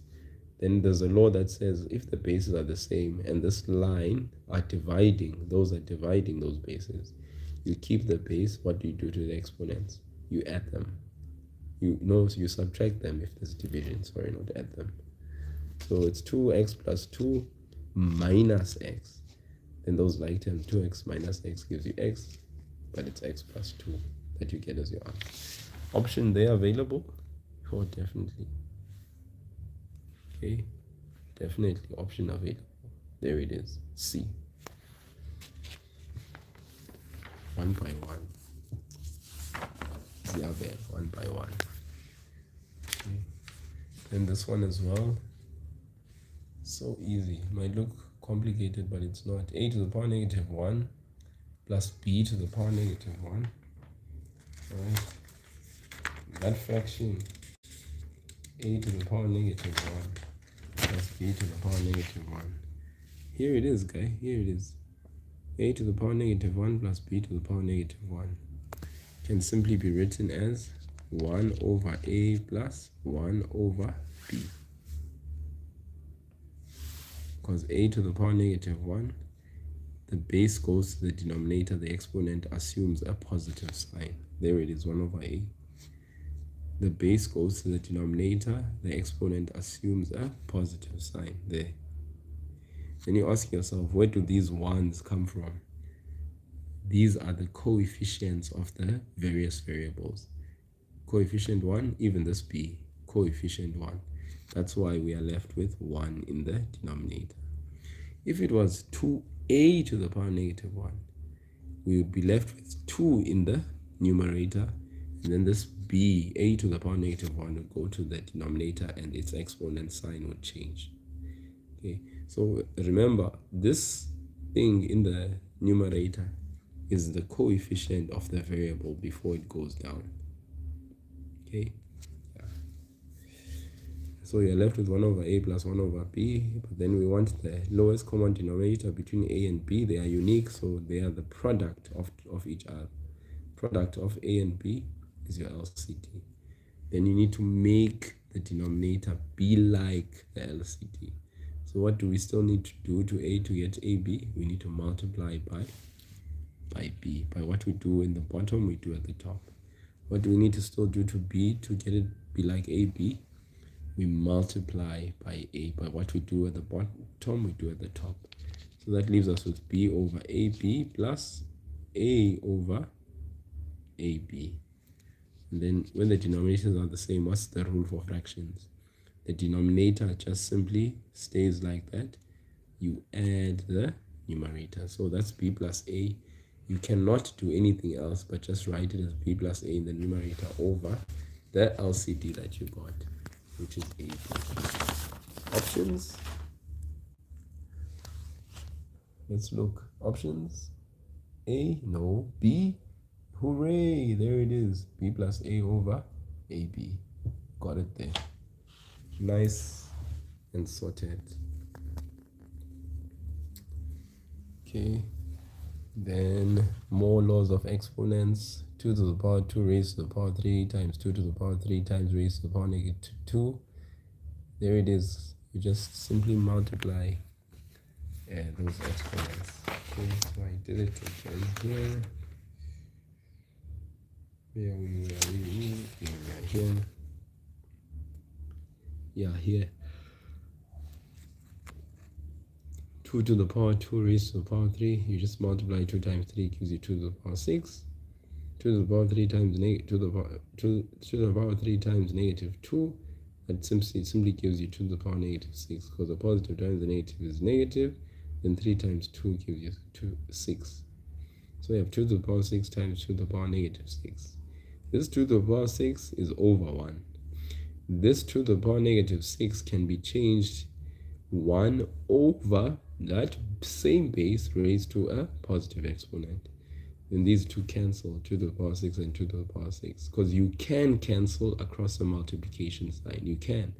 But you just can't cancel across an addition and a subtraction sign.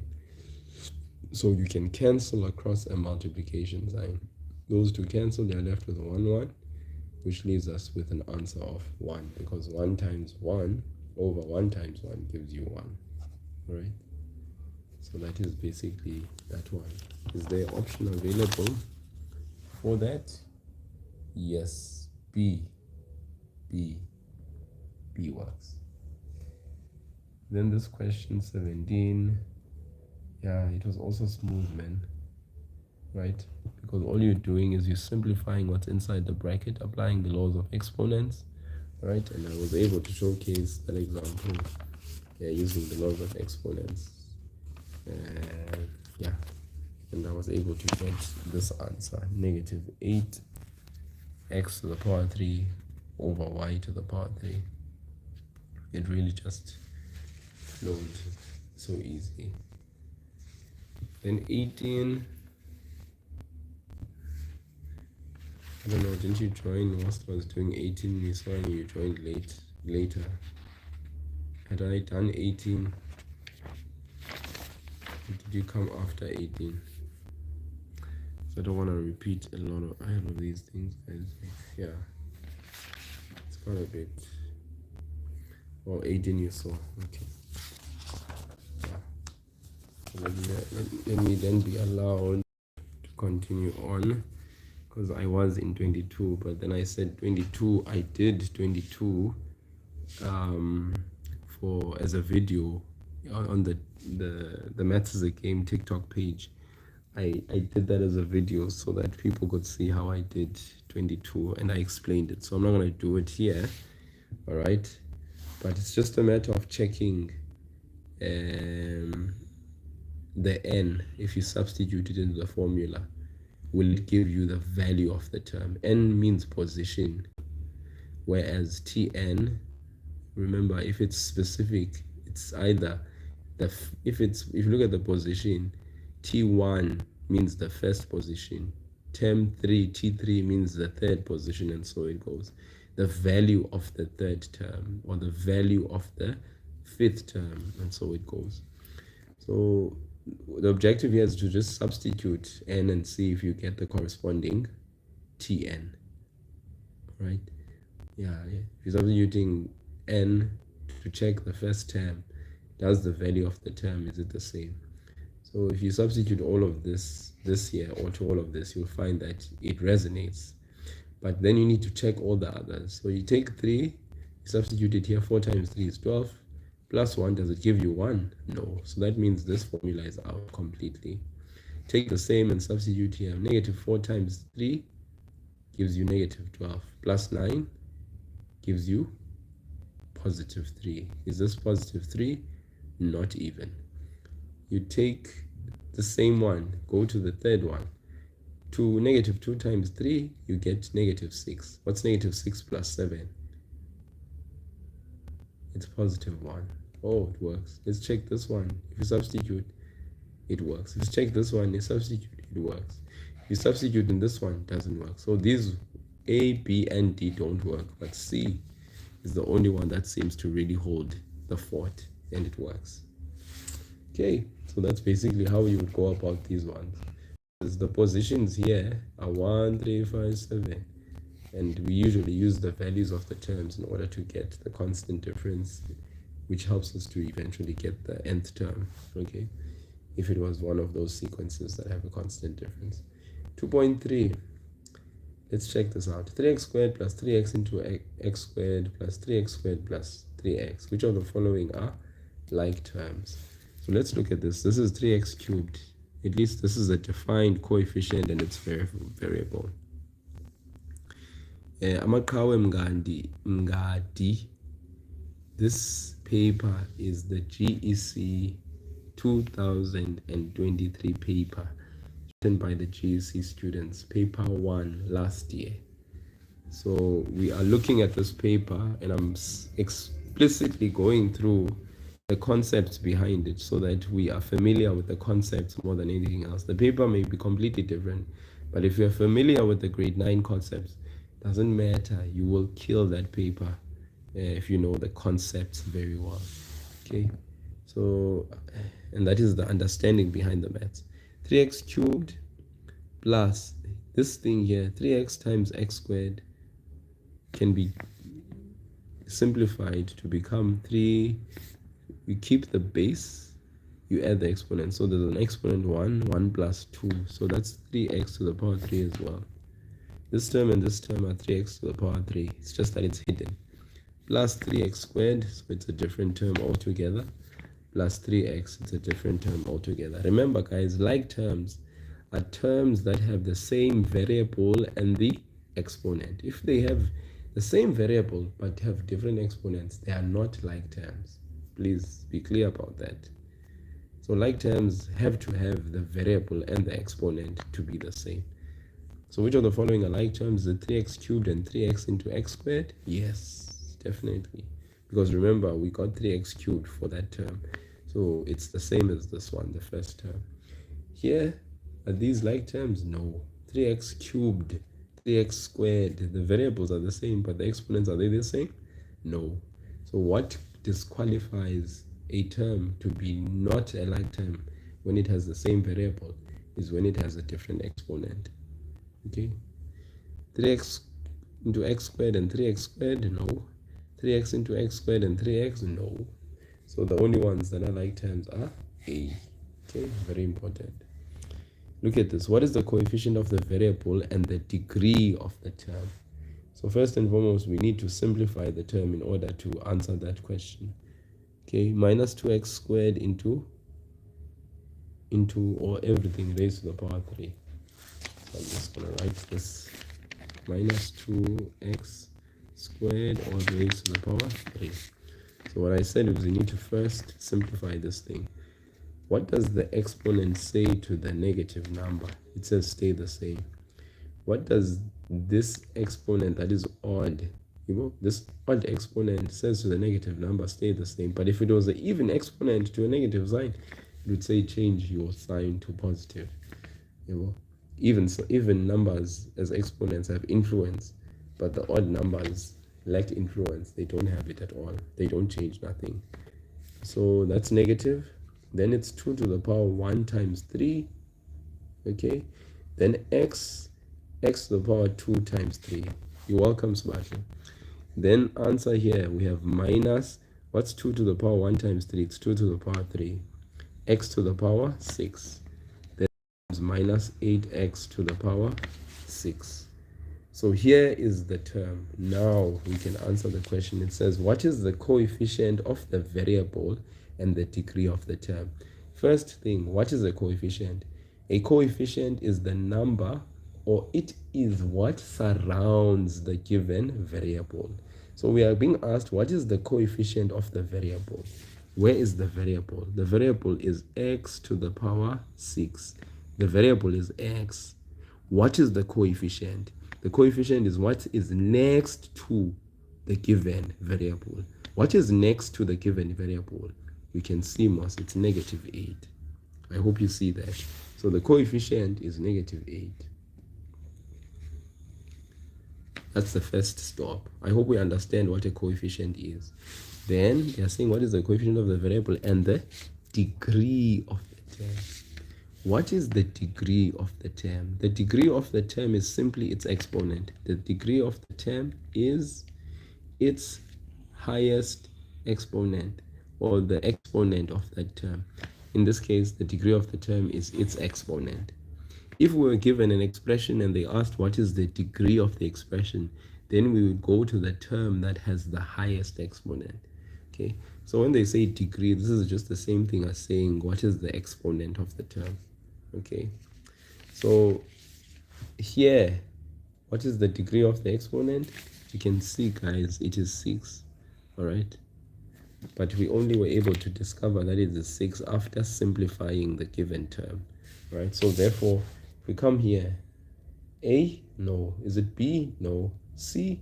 No. D? Yes. Coefficient? negative 8. Yes, it was negative 8, guys. The degree? 6. Yes, it is 6. All right, let's move on to the next one. Which of the following is a trinomial when simplified? Okay, let's take this one. 2x squared minus x squared plus 0. If we simplify this, these are like terms. When we are adding and subtracting like terms, we keep the variable, we add the coefficients. 2 minus 1 is 1 plus 0. So this one is 2 terms. Is it a trinomial? No. So A is out. Let's look at B. 3x squared plus 2 minus x squared. 3x squared and x squared are like terms. 3x squared minus x squared is 2x squared plus 2. Is this a trinomial? No. So B doesn't qualify. C. X plus 3x squared plus 2 minus 4x. Is this a trinomial?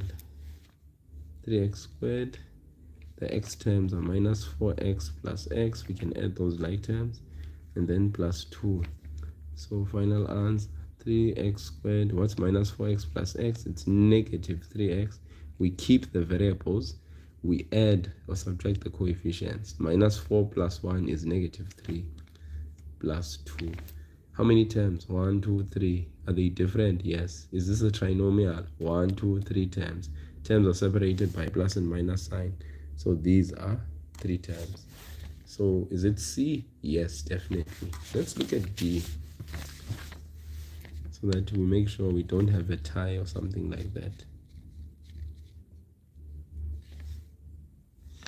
Okay, here 2x to the power 0. The 0 exponent applies to the x, not to the 2. So this is 2. 1x to the power 0 is 1, plus 3 plus x plus 2. 2 times 1 is 2, plus 3 plus 2 plus x. What's 2 plus 3 is 5. 5 plus 2 is 7. 7 plus x. Is this a trinomial? No, it's a binomial. There are 2 terms. So does D qualify? Definitely not. So the answer that qualifies, which of the following is a trinomial when simplified? It is C. Okay, it is C. Let's move on to 26. Minus x brackets into 4x squared plus 2x minus 1. Now let's go here and write this down. Minus x into 4x squared plus 2x minus 1. Here it is.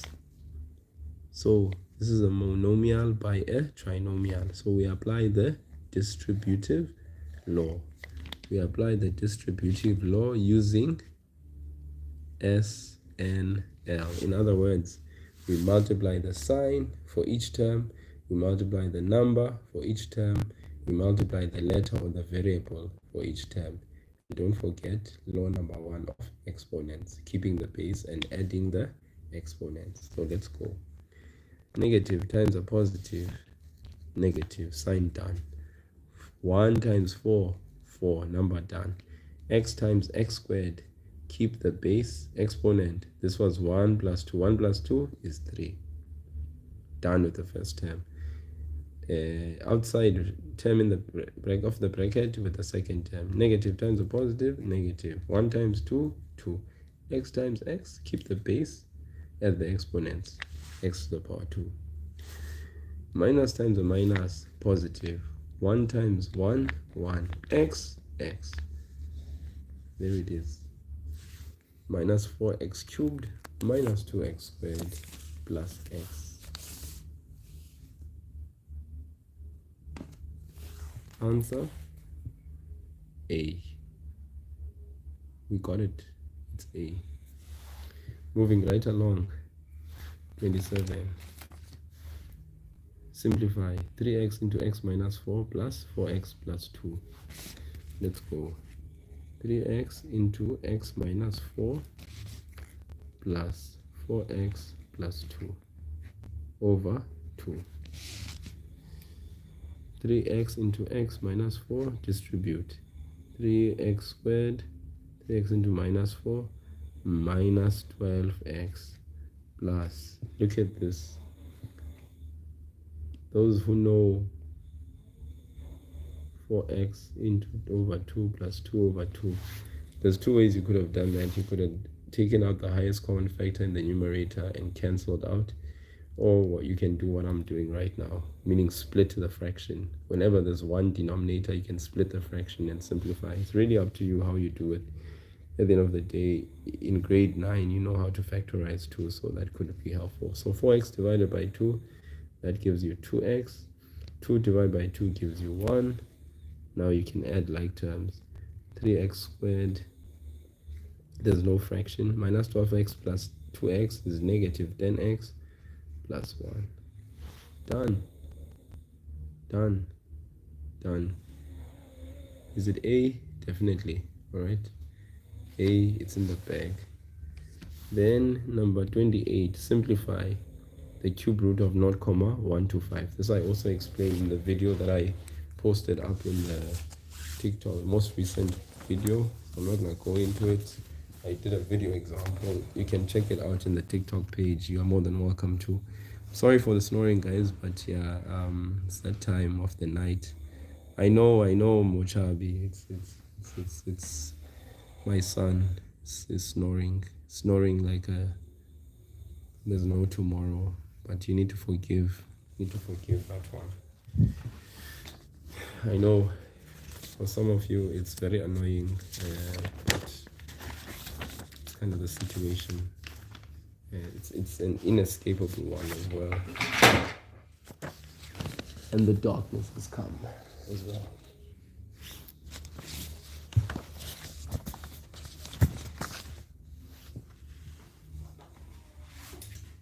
Then may it not leave. No, Smartly, this is not the same paper you're going to be writing tomorrow. What is this?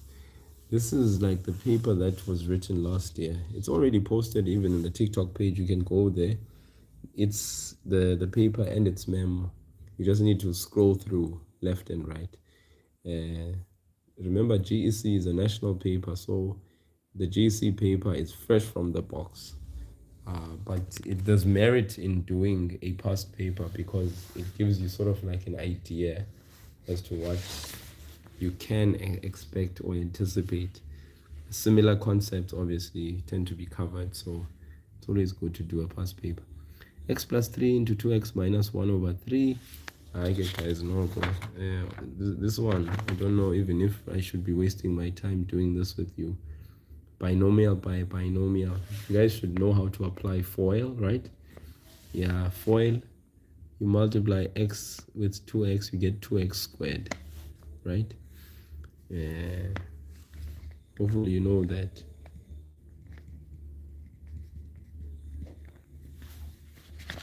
The TikTok page is called Maths is a Game as well. Maths is a Game. Maths is a Game. So are you telling me that you guys are actually, all of you, at least indicate if you're coming from there, okay? Yeah, that's the name of the TikTok page. Unfortunately, the live sessions there, I'm unable to do them now because TikTok has somehow pulled a restriction on me. I don't know why. They apparently are saying that I'm as I was teaching a lesson, they said they censoring me for gambling. I don't know how is teaching a math lesson gambling, but anyways, x times 2x is 2x squared. X times minus 1 over 3 is minus 1 over 3x. X times 3 times 2x is plus 6x. And then 3 times minus 1 over 3 is negative 1. So now, like terms, minus 1 over 3 plus 6. You keep the variable. Minus 1 over 3 plus 6. You just use your calculator and say minus 1 over 3 plus 6. And it makes life very easy, and you can actually just get the answer straightforward, no problem, you know. 17 over 3 and then minus 1. So plus 17 over 3x. So that's that. And do we have an answer for that? Yes, there is. It's actually C. Okay, works out nicely. Remember, you multiply the first terms, you multiply the first term with the outer term, and then you multiply the second term with the first term, you multiply the second term with the last term, and you add the like terms in between, and that's it. The answer, you can get there very easily, you know. Minus 1 over 3 plus 6, since those are both x terms, you can just simply take your calculator and say minus 1 over 3 plus 6 to get the 17 over 3. Calculator should just do wonders and work for you easily there. Then look at this one. Minus 8x squared plus 10y minus 2. What is the numerical value of the expression if x is equal to negative half and y is equal to 2? Man, I just feel like all of these are just simple. Like, I would use the calculator so easily for this one. You can just imagine. Because if I have minus 8x squared plus 10y minus 2, all I would simply do is just take my calculator and plug these in.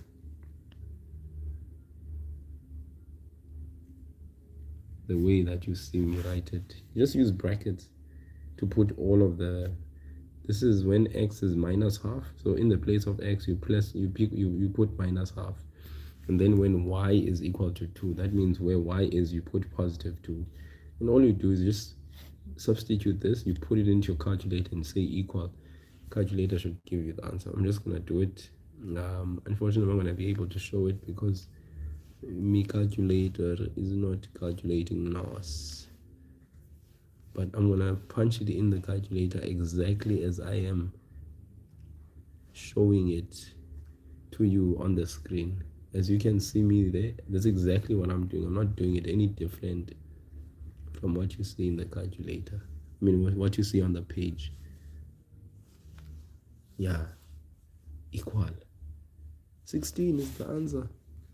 I put everything as you see it here in my calculator. My calculator just gave me the answer 16. Is there option of 16? There it is, D. Okay. Yeah. Right. Okay, next one, factorize. 4x squared minus 9. Remember, this is factorization. Factorization, there's difference of two squares. There is highest common factor, and there is trinomial factorization, and so forth. Look at this. So this is difference minus of two squares. 4 is a perfect square, x squared is a perfect square, and 9 is a perfect square. So this is difference of two squares. So STR royalty, I hope you were able to get the name of the page. All right, because there's question papers are posted as well there on the page so that people can actually utilize those for practice. And also, yeah. So you open two brackets, and all this is simply the square root of 4 is 2, so that means you write 2. The square root of x squared is x, then you write xx. The square root of 9 is equal to 3, then you write 3, and then since it's minus, you write plus and minus, and that's it. All right. The highest common factor between 4 and 9 was 1, so obviously there's a 1 automatically on the outside, right? If there was a highest common factor greater than 1, I would have taken that one out and written it outside the bracket, okay? Yeah, so that's something to note. Factorization of difference of two squares, that's straightforward, guys. As long as you have perfect squares on either side of the minus sign, this is how you'd factorize a difference of two square question, okay? Then this one, x squared minus 5x minus 24. Okay, so this is a trinomial, right?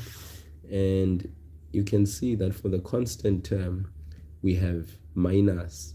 This suggests that in your two brackets, you are going to have different signs. A minus sign for your constant term suggests that you are going to have different signs. And the biggest factor in your bracket will have the negative sign. So this is very important. This minus for the constant term or for the numerical value says that you are going to have different signs in your bracket. That's number one. Number two, the minus sign for your coefficient of the middle term suggests that your biggest factor will have a minus sign. So if you look at 24, what are the factors of 24 that when you multiply give you 24, but when you add them give you negative 5? It has to be 8 and 3. 8 and 3. Because 8 times 3 is 24, but 8, if you subtract these two numbers, 5 does come about. Now, the factor that has to have the negative sign has to be the biggest factor. So that means this is 8 and that is 3. Okay, do you see that? Then for our x squared term, how do we get our x squared term? It's x and x. So this is very important, that you must come up with factors that when you multiply, they give you 24, but when you add them or you subtract them, they give you the coefficient with its sign of the middle term. Okay, yeah, that's always the case, right? But like I said, a sign that is negative for your constant term suggests that you're going to have different signs. But a sign that is positive for your constant term suggests that you are going to have the same signs in your bracket. but they will be in accordance to what your middle term is if the sign for your constant term is positive. That's very important. So this is the factorization. It's done. X minus 8 into x plus 3. Do we have an x minus 8 into x plus 3 scenario? It's B. That's correct. And then for the previous one, we had this one. It was 4x, sorry, not 4x minus, it was 2x minus 3 into 2x plus 3. So A for 31, and then for 32, we have B. Okay. B, B, B.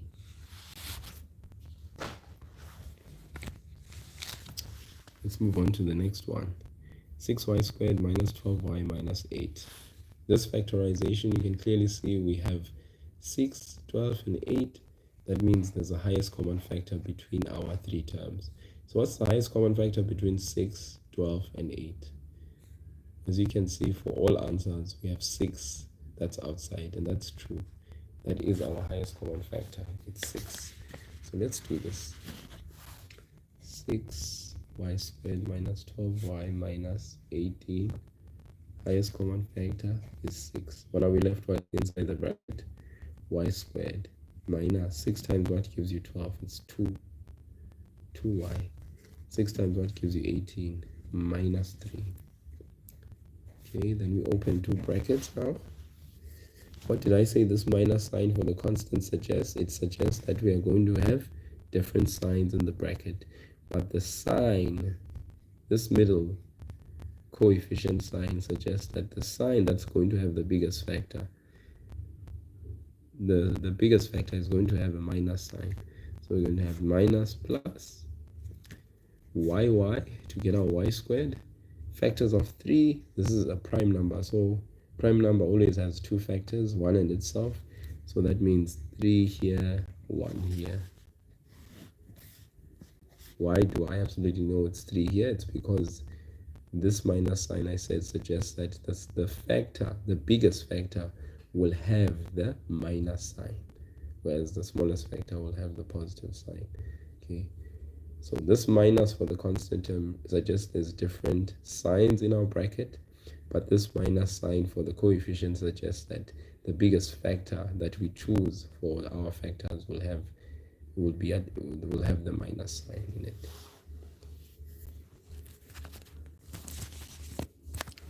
Okay.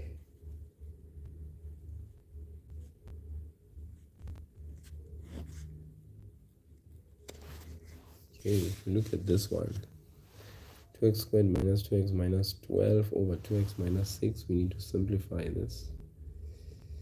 So that suggests that in the numerator we factorize, in the denominator we factorize. So let's factorize in the numerator. 2x squared minus 2x minus 12, we have a common factor of 2.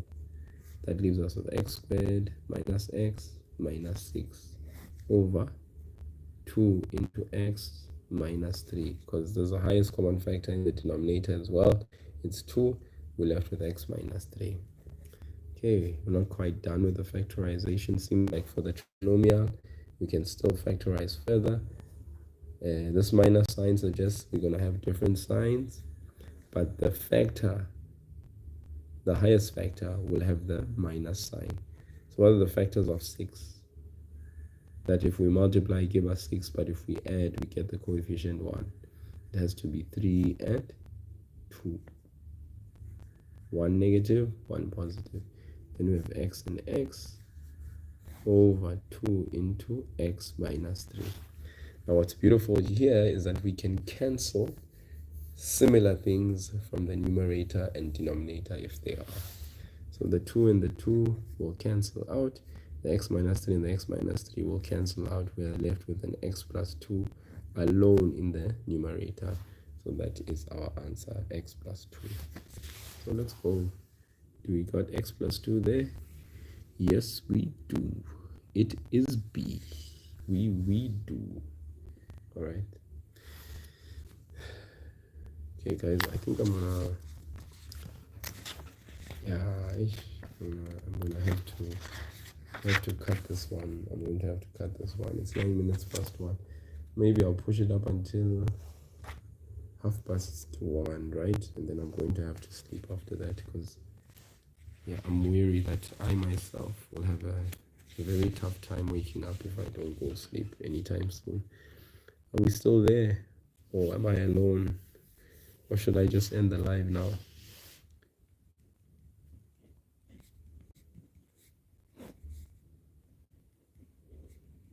I see no movement, so kind of suggest that people are not around anymore.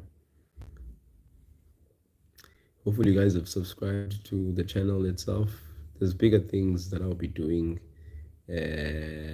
moving ahead and in future, especially for people that are thinking of doing pure maths grade 10 next year and all of that stuff. I'll be doing quite a bit even during the holidays, so do subscribe to the channel so that when I do lives that have to do with like preliminary stuff for grade 10, so that you guys, when you start grade 10 next year, if you're going to be doing pure maths, you don't have to struggle that much. Then yeah, definitely please do linear, then we can end, carry on. Okay, yeah, I'll do linear just now. I think linear is just coming up in the next page. Or is it in the next few pages? Linear, as in like linear straight lines. Linear straight lines. All right. When I saying don't stop. Yeah, I passed that question 7 that you're talking about. Past that question 7. Are you talking about this when you're talking about question 7? Because this doesn't have to do with this has to do with properties, number properties and stuff. Okay, let me just proceed.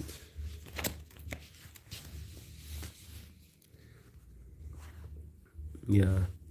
Okay, so x plus y, the whole thing squared.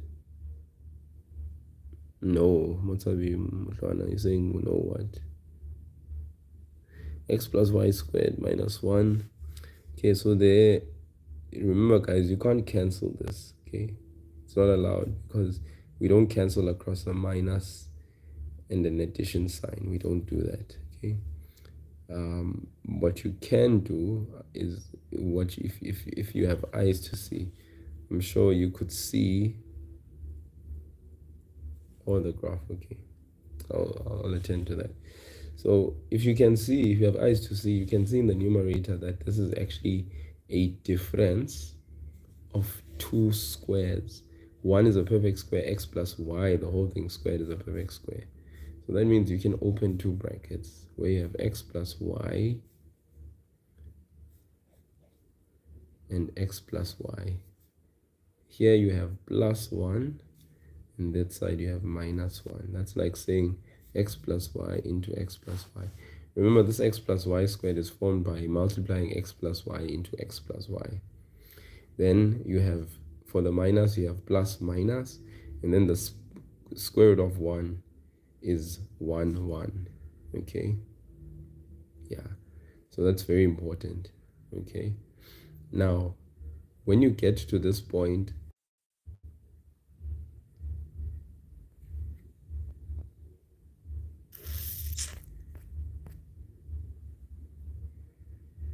okay? Yeah. Okay. Now you can cancel these two. Now you can cancel that, right? And then you're left with the answer of x plus y minus plus 1.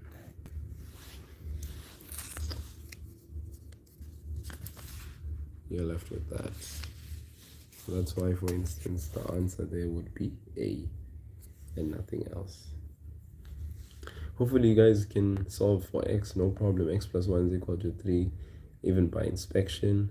What's missing here? What plus 1 is equal to 3? Definitely A, it's 2. 2 plus 1 is equal to 3. Hopefully you guys can see that. And that's no problem. No strain. No, nothing as well here. 2p is equal to 4. 2 times what is equal to 4? That's 2. Hopefully you can see that. Zero factor law. Okay, so hopefully you can see zero factor law, because x into x plus 1 is equal to 0, right? X into x plus 1. I mean, this one is straightforward, guys. You divide both sides by 2, p is equal to 2. So that's why the answer is B, no problem. X into x plus 1 is equal to 0.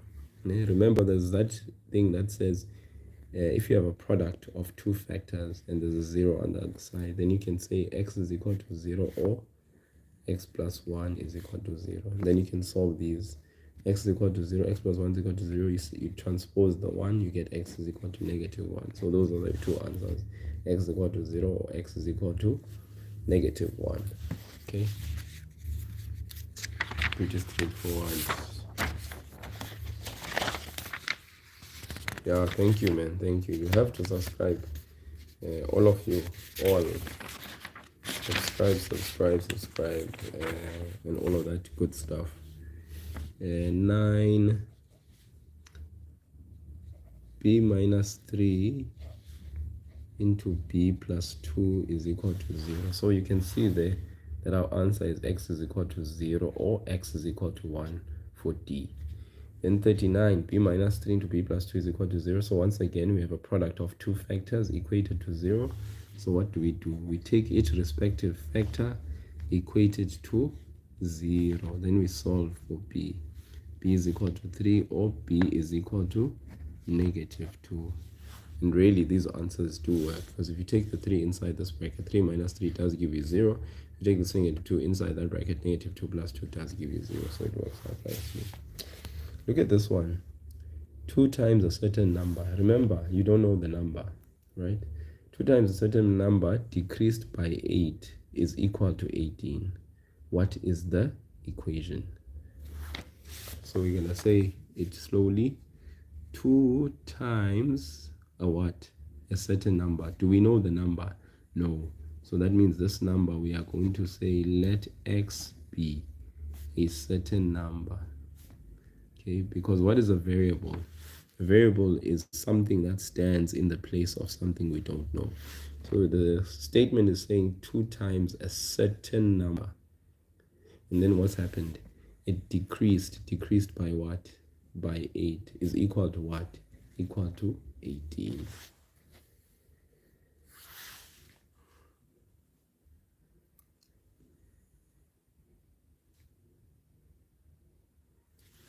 Yeah, 2 times a certain number decreased. 2 times a certain number decreased by 8.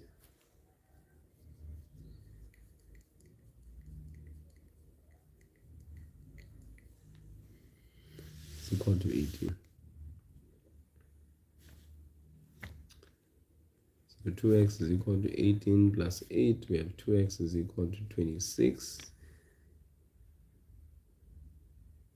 Yeah, so basically it's like 2x minus 8 is equal to 18. Okay, so 2x minus 8 is equal to 18. And basically that there just represents our option B. All right, I hope that makes sense. Thanks guys for the subscribe. Then for 41, given y is equal to m squared minus 3m and m is equal to 4. Okay, I did this also in the TikTok page. Maths is a game. So yeah, that was also like, because given y is equal to m squared minus 3m and m is equal to 4, what is the value of m? So I mean, it's really straightforward, or to the point here is that we are told y is equal to m squared minus 3m. All right, and then we are told and m is equal to 4, right? So that means y is equal to m squared minus 3m. M is equal to 4. In the place of m, we are going to substitute what? 4. So we can say y is equal to, in the place of m, we substitute 4. In the place of m, we substitute 4. And then after that, what do we do? What's 4 squared? It's 16. What's negative 3 times 4? Negative times positive. Negative 3 times 4 is 12. What's 16 minus 12? It's 4. So what's the value of y? Y is equal to 4. Are you with me? So it's pretty like straightforward, just like that, and then there's the answer. What is the value of y? There it is. It's done. C is equal to 4. Look at the next question. It's an exponential equation. 3 to the power m is equal to 1 over 9. Very straightforward. 3 to the power m. There's that thing about exponential equation that if a to the power x is equal to a to the power y, then x is equal to y. In other words, there must be the same bases on either side of the equal sign so that we can drop the bases and equate the what? The exponents. Same base on either side, then we are allowed to drop the base, a falls away, and then we have the exponents equated. So currently we have 3 to the power m, base 3. On the other side we have 1 over 9, different base. We need to change 1 over 9.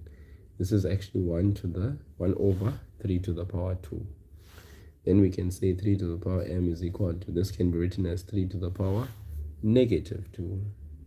Now the bases are the same. Remember that this can be written as that 1 over 3 to the power 2 can be written as 3 to the power negative 2. Are the bases the same? Yes. So now we can drop the base and equate the what? The exponents. Just like that.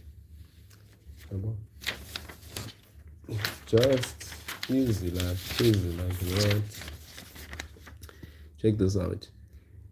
Y is equal to x squared plus 1. What is the value of p and t? Where is p? P is here in the place of y. What do we have? X, which is minus 4. What do we want to find? P. And after that, what do we want to find? T. Where is t? T is in the place of x. What do we have in the place of y? 37. So what we're simply going to do is we're going to write down the equation y is equal to x squared plus 1 because that's what we are given. Then we come here. This minus 4 is in the place of what? Of x. This p is in the place of y. So let's substitute these because x is minus 4 and y is equal to p. So what we are going to do is we are going to, in the place of x, we are going to substitute negative 4. In the place of y, we're going to substitute p. So y in the place of p in the place of y. In the place of x, minus 4. Please remember that when we substitute using brackets. Okay? Please, plus 1. Because if there's brackets and we substitute this negative 4, our calculator will give us something completely different. Okay? Yeah. So the meaning must not be lost. P is equal to minus 4, the whole thing squared. If you apply the square, the even exponent to the negative sign, it's positive. 4 squared is positive 16 plus 1. So P is equal to what? 16 plus 1, guys? It's 17. So P is 17. All right. Anything familiar from our options? Oh, it seems like D is the favorable option. But now let's check for T before we conclude. Remember, where is the T? T is in the place of X. Where is Y? It's 37 when T is. So T, X is equal to T, but Y is equal to 37. So let's go and substitute in the very same formula. Y, in this case, was what? Was 37. So in the place of y, we substitute 37. In the place of x, we substitute t in brackets squared plus 1. Now let's transpose. 37 minus 1 is equal to t squared. What's 37 minus 1? It's 36. T squared. Then we want to get rid of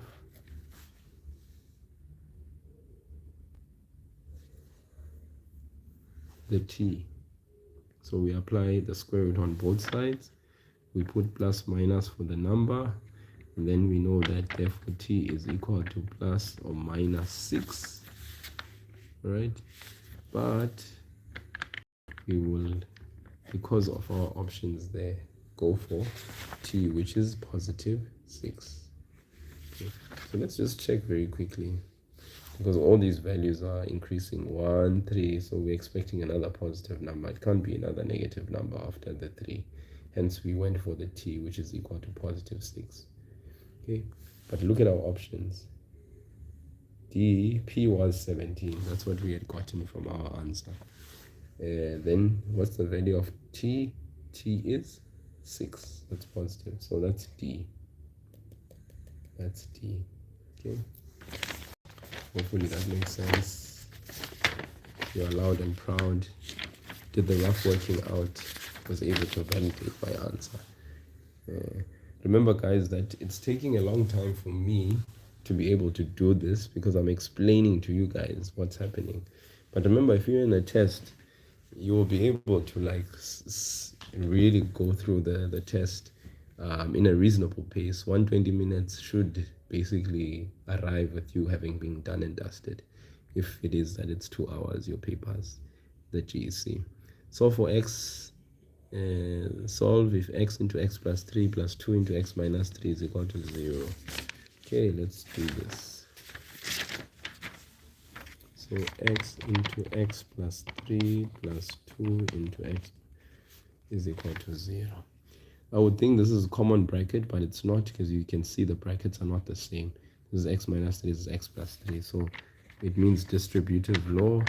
I'm going to have to apply x into x, x squared. X into 3 plus 3x plus 2 into x plus 2x plus 2 into minus 3 minus 6 is equal to 0. Then we get x squared plus 5x minus 6 is equal to 0. Then we need to factorize. There's a minus sign in our constant term. What does that mean? It means different signs, but the biggest factor will have a positive sign. So it's going to be positive, negative. It's factors of 6. If we multiply them, we get 6, but if we add, we get 5. So it has to be 6 and 1, not 3 and 2, because it's a difference that needs to give us plus 5. So x and x, so x plus 6 is equal to 0, or x minus 1 is equal to 0. Then final x, or x is equal to 1. Okay. Those are my values of x, and as I go to check, I got negative 6, or x is equal to 1. I can see that option D fits that description, and it accurately so it does. Okay, Amaqhawe, Siposihle, Nzameng, Ochabi, Osley. I'm sure you guys can see that. Okay. Then 45. Thank you for the likes, guys. Thank you for the likes. Very much appreciated. The likes are much appreciated.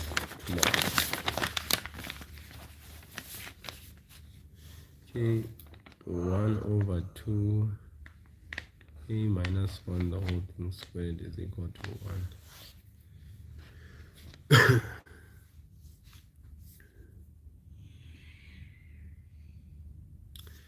Okay, here we are. So 1/2 a minus 1, the whole thing squared, is equal to 1. So the beautiful thing is we can get rid of the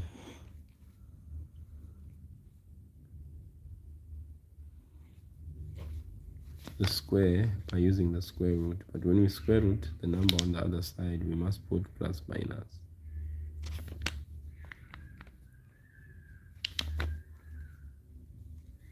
Square root of 1 is 1.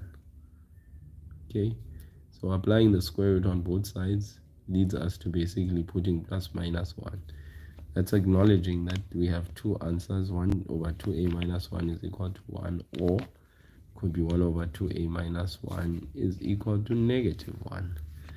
So when we actually go and solve, we transpose the minus 1, we get 1 plus 1. 1/2a is equal to 2. We cross multiply, a is equal to 2 times 2, which is a is equal to 4. This side, 1 over 2a, we transpose minus 1 plus 1. We get 1 over 2a is equal to 0. Cross multiply, the 2a is equal to 2 times 0. And that leaves me with a is equal to 0. So these are two answers. A is equal to 4 or a is equal to 0. And people there on the screen, you can see that B, a is equal to 0, a is equal to 4. Okay.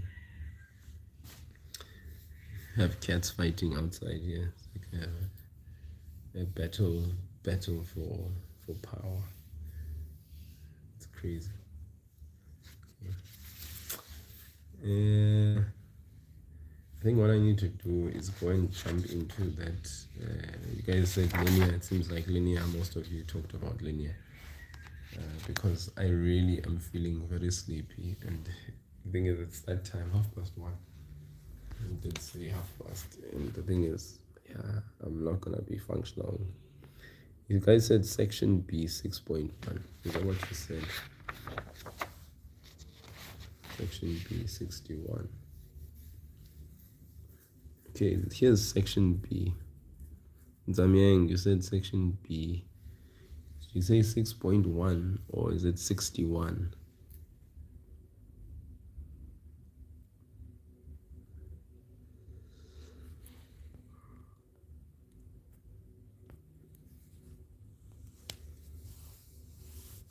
Graphs. Or was it 64?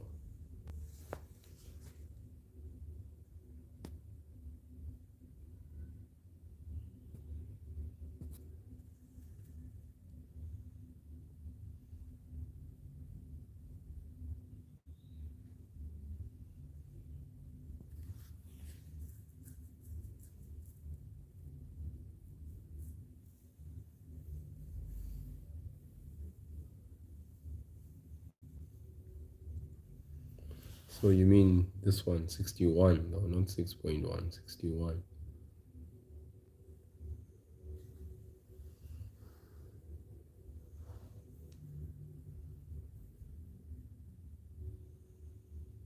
Yeah.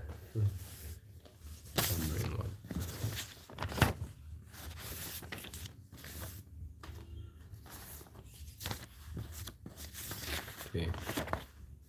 So the easiest thing here is to, because remember, this is a representation of the equation. Yeah, boy. Yeah, x and y.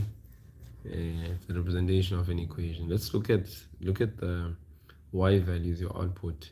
If they have a constant difference, then you must understand this is a linear equation. So from -2 to 1 is how much? We add 3, right? Yeah.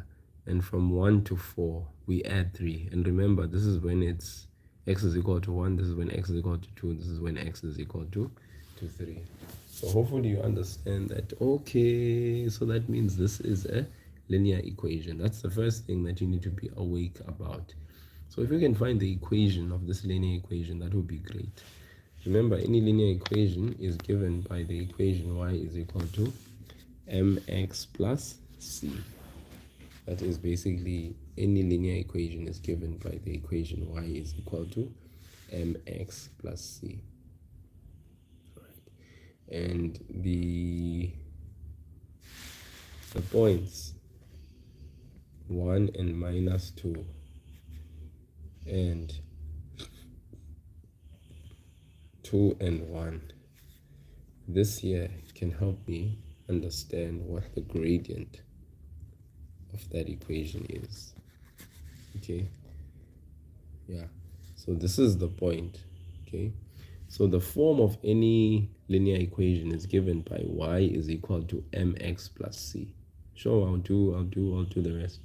So y is equal to mx plus c. M is what we refer to as the gradient. Okay, the gradient actually has a formula.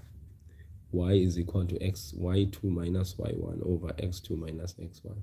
So for instance, from here, I've written down some points for myself. When x is 1, y is -2. When x is 2, y is +1. So these are the coordinates. When x is 1, y is -2. When x is 2, y is +1, sorry, is positive. So we can say this is our first pair of coordinates, this is our second pair of coordinates. So this is x1, this is y1, this is x2, this is y2. Okay, so if I'm going to come to this formula and I want the value of m, then I have y2 minus y1. What's y2? It's 1. Minus y1. y1 is -2 over, what's x2? x2 is 2. What's x1? Minus 1. So then I get 1 minus -2, that's 1 plus 2, because the negative times the negative is positive, over, what's 2 minus 1? It's 1. So this is 1 plus 2, this is 3 over 1, which is basically 3. So my gradient is 3. Alright, this is like similar to what a constant difference is, but we call it gradient here. Okay, so we have y is equal to 3x plus c. Now the last thing we need to find is the value of c. Alright, and how do we find the value of c? We can take any one of these 2 points. Any one. Let's say we choose point number 2, which is this one. I know what x is, it's 2, and I know what y is here, it's 1. X is 2, y is 1. So x is 2, y is 1. Y is 1. So in the place of y, substitute 1. In the place of 2, we substitute 2 plus the c. Now we want the value of c. So 1 is equal to 6 plus c. Transpose the 6, becomes -6. Therefore, c is equal to -5. So the equation of the straight line is y is equal to 3x minus 5. Alright, so I'm just going to recap this again. First and foremost, I went here, I took 2 points, any, doesn't matter which ones, any 2 points. 1 and -2. When x is equal to 1, y is equal to -2. Here, 1 and -2. Then I took when x is 2, y is equal to +1. X is 2, y is +1. From that, I then assigned that this is my first pair of coordinates. So therefore, I'm going to call it x1 and y1 because it's my first pair. This is my second pair. So I'm going to say it's x2 and y2. Does it really matter which one I make my first and my second pair of coordinates? It doesn't really matter. What's important is just consistency. If this is your second pair, then you'd say x2, y2. If this is your first pair, you'd say x1, y1. Okay? Doesn't really matter. Then we come to the formula for gradient. You want to calculate the gradient, which is basically the value of m, the coefficient of x in your straight line equation form. Then you say y2 minus y1 over x2 minus x1. You see the 2's together for y and x, the y's together. Then you substitute, okay, and then you get the answer for gradient. Gradient is 3. Now you can go to that formula, y is equal to, in the place of m, you can put in the 3, x plus c, but you want the c value. So you choose any one of these 2 coordinates, you substitute the y value of that coordinate and the x value, and you find the value of c, which in this case is -5. So that means then your equation for a straight line is y is equal to 3x minus 5. It's coming full circle. Now we want the value of q. Q stands in the place of x. Y is 46. So you know that the equation is y is equal to 3x minus 5. All you need to do is substitute when x is q. Y is 46. So y is 46. X is q. So then you have 46. You take the -5 plus 5 to the other side. You have 3q. Then what's 46 plus 5? It's 51. Then you want the value of q, so what do? You divide both sides by 3, the coefficient of q.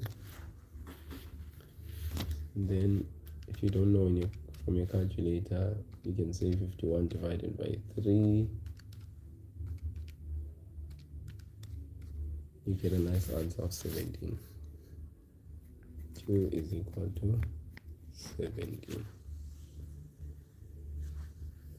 There it is, guys.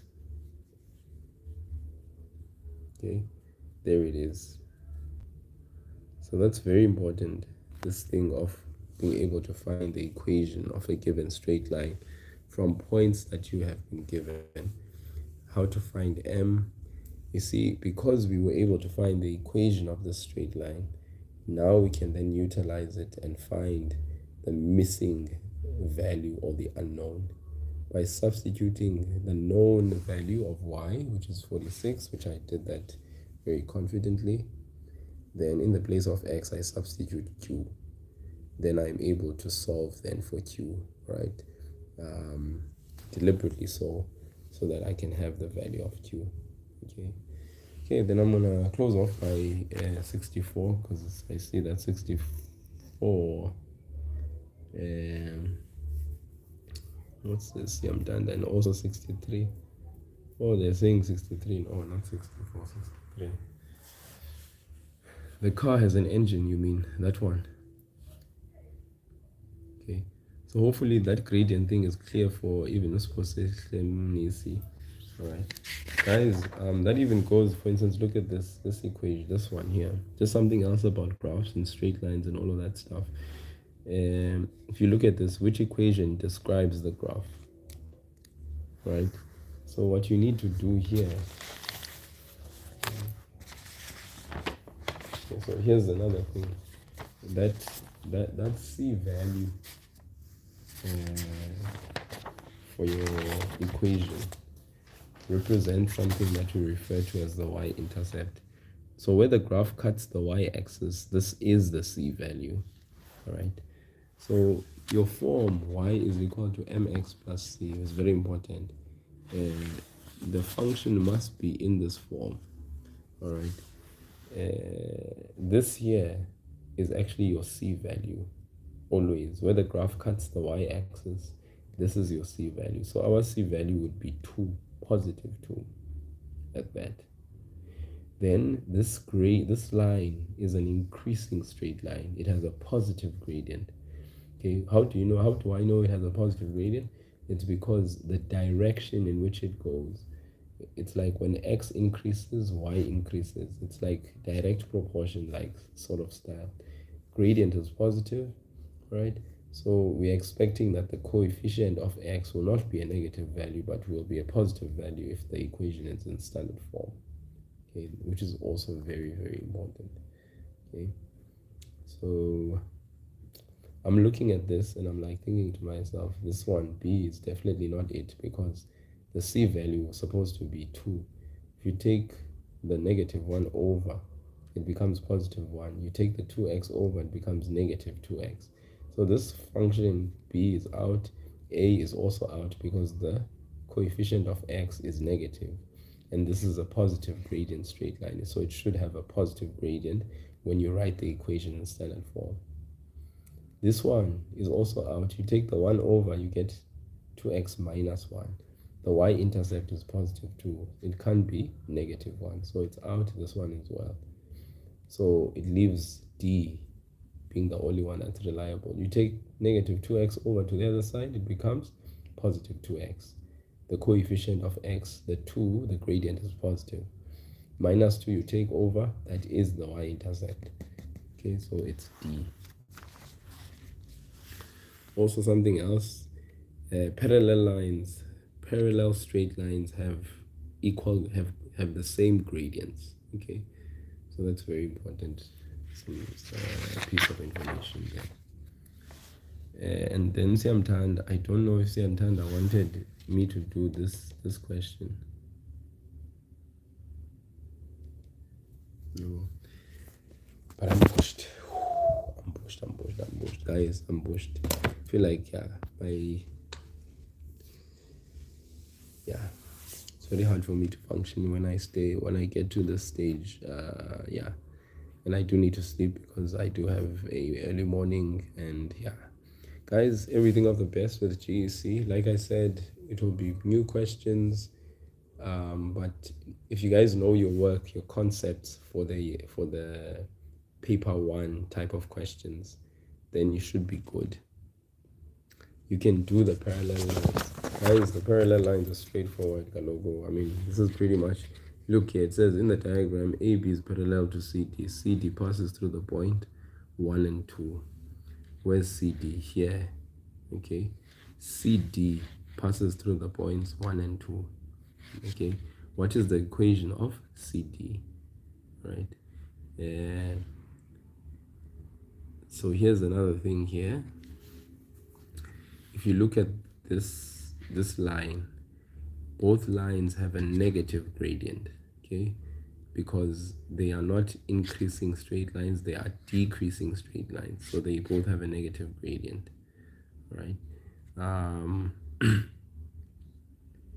So D is out, obviously. C and A are in because they both have negative gradients. It's supposed to be the case, all right? But AB is parallel to CD, which is something that we know.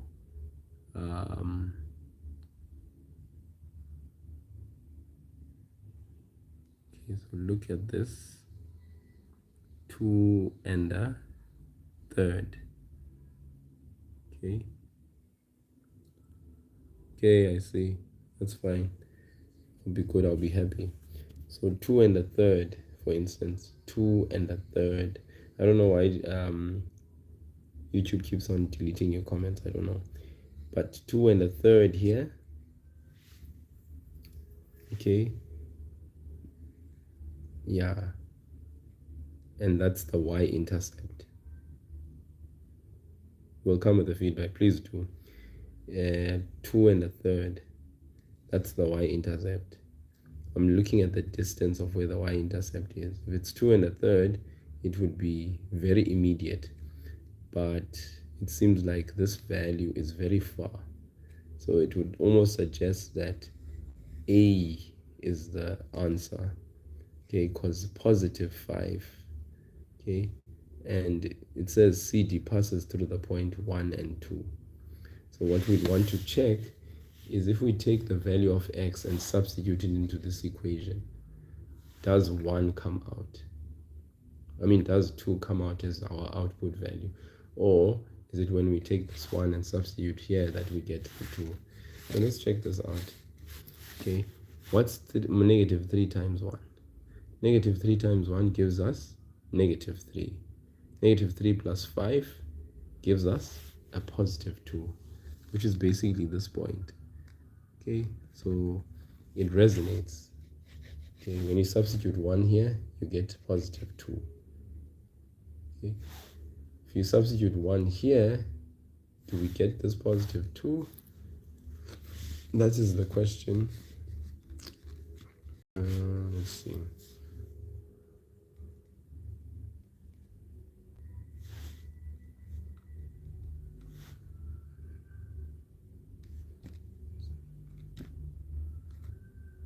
Seven over 3 minus 1 over 3. Yeah, it seems like we also do as well. Yeah, but yeah, I'm prone to believing that it's A more than anything else. All right. Yeah. All right. So guys, I think I'll call it a night at that point. But thank you so much, guys. You grade 9s. I hope you have a good night. Thank you so much, and thank you for you guys are amazing. For you guys to stay this long on the platform and to be up this time says a lot about your guys' dedication, your commitment, your sacrificial mindset, and your hunger to want to do well tomorrow. So everything of the best. with the paper, please do your best. Do your best. Please read through the questions very well. And please, if your GEC papers are the ones that require you to have like an answer book alone, and please ask for rough paper so that you can do the calculations on the side and confirm them before you just go ahead and mark off the answers. Don't play a game of just crossing off random answers. Make it a point that you do calculations before you select an appropriate answer. And thank you very much. Thank you very much. I'll look forward to your guys' feedback. That's for sure. Yeah, I mean it very much when I say you guys are phenomenal. For you to have stayed this long, like, my goodness, who does that? So take care, everything of the best. I'm praying for you guys, and I really hope everything of the best for your paper. Cheers, cheers.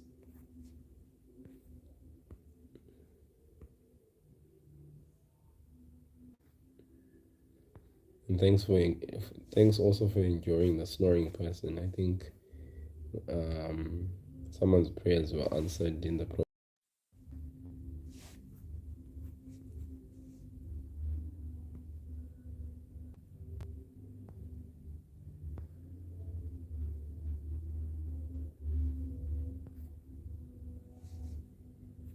Welcome, guys.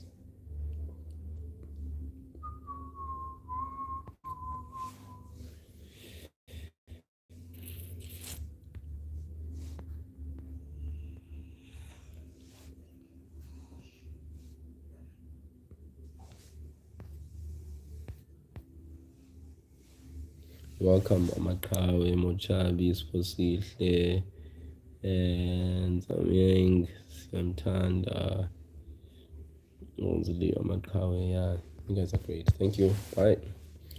I'm definitely leaving now.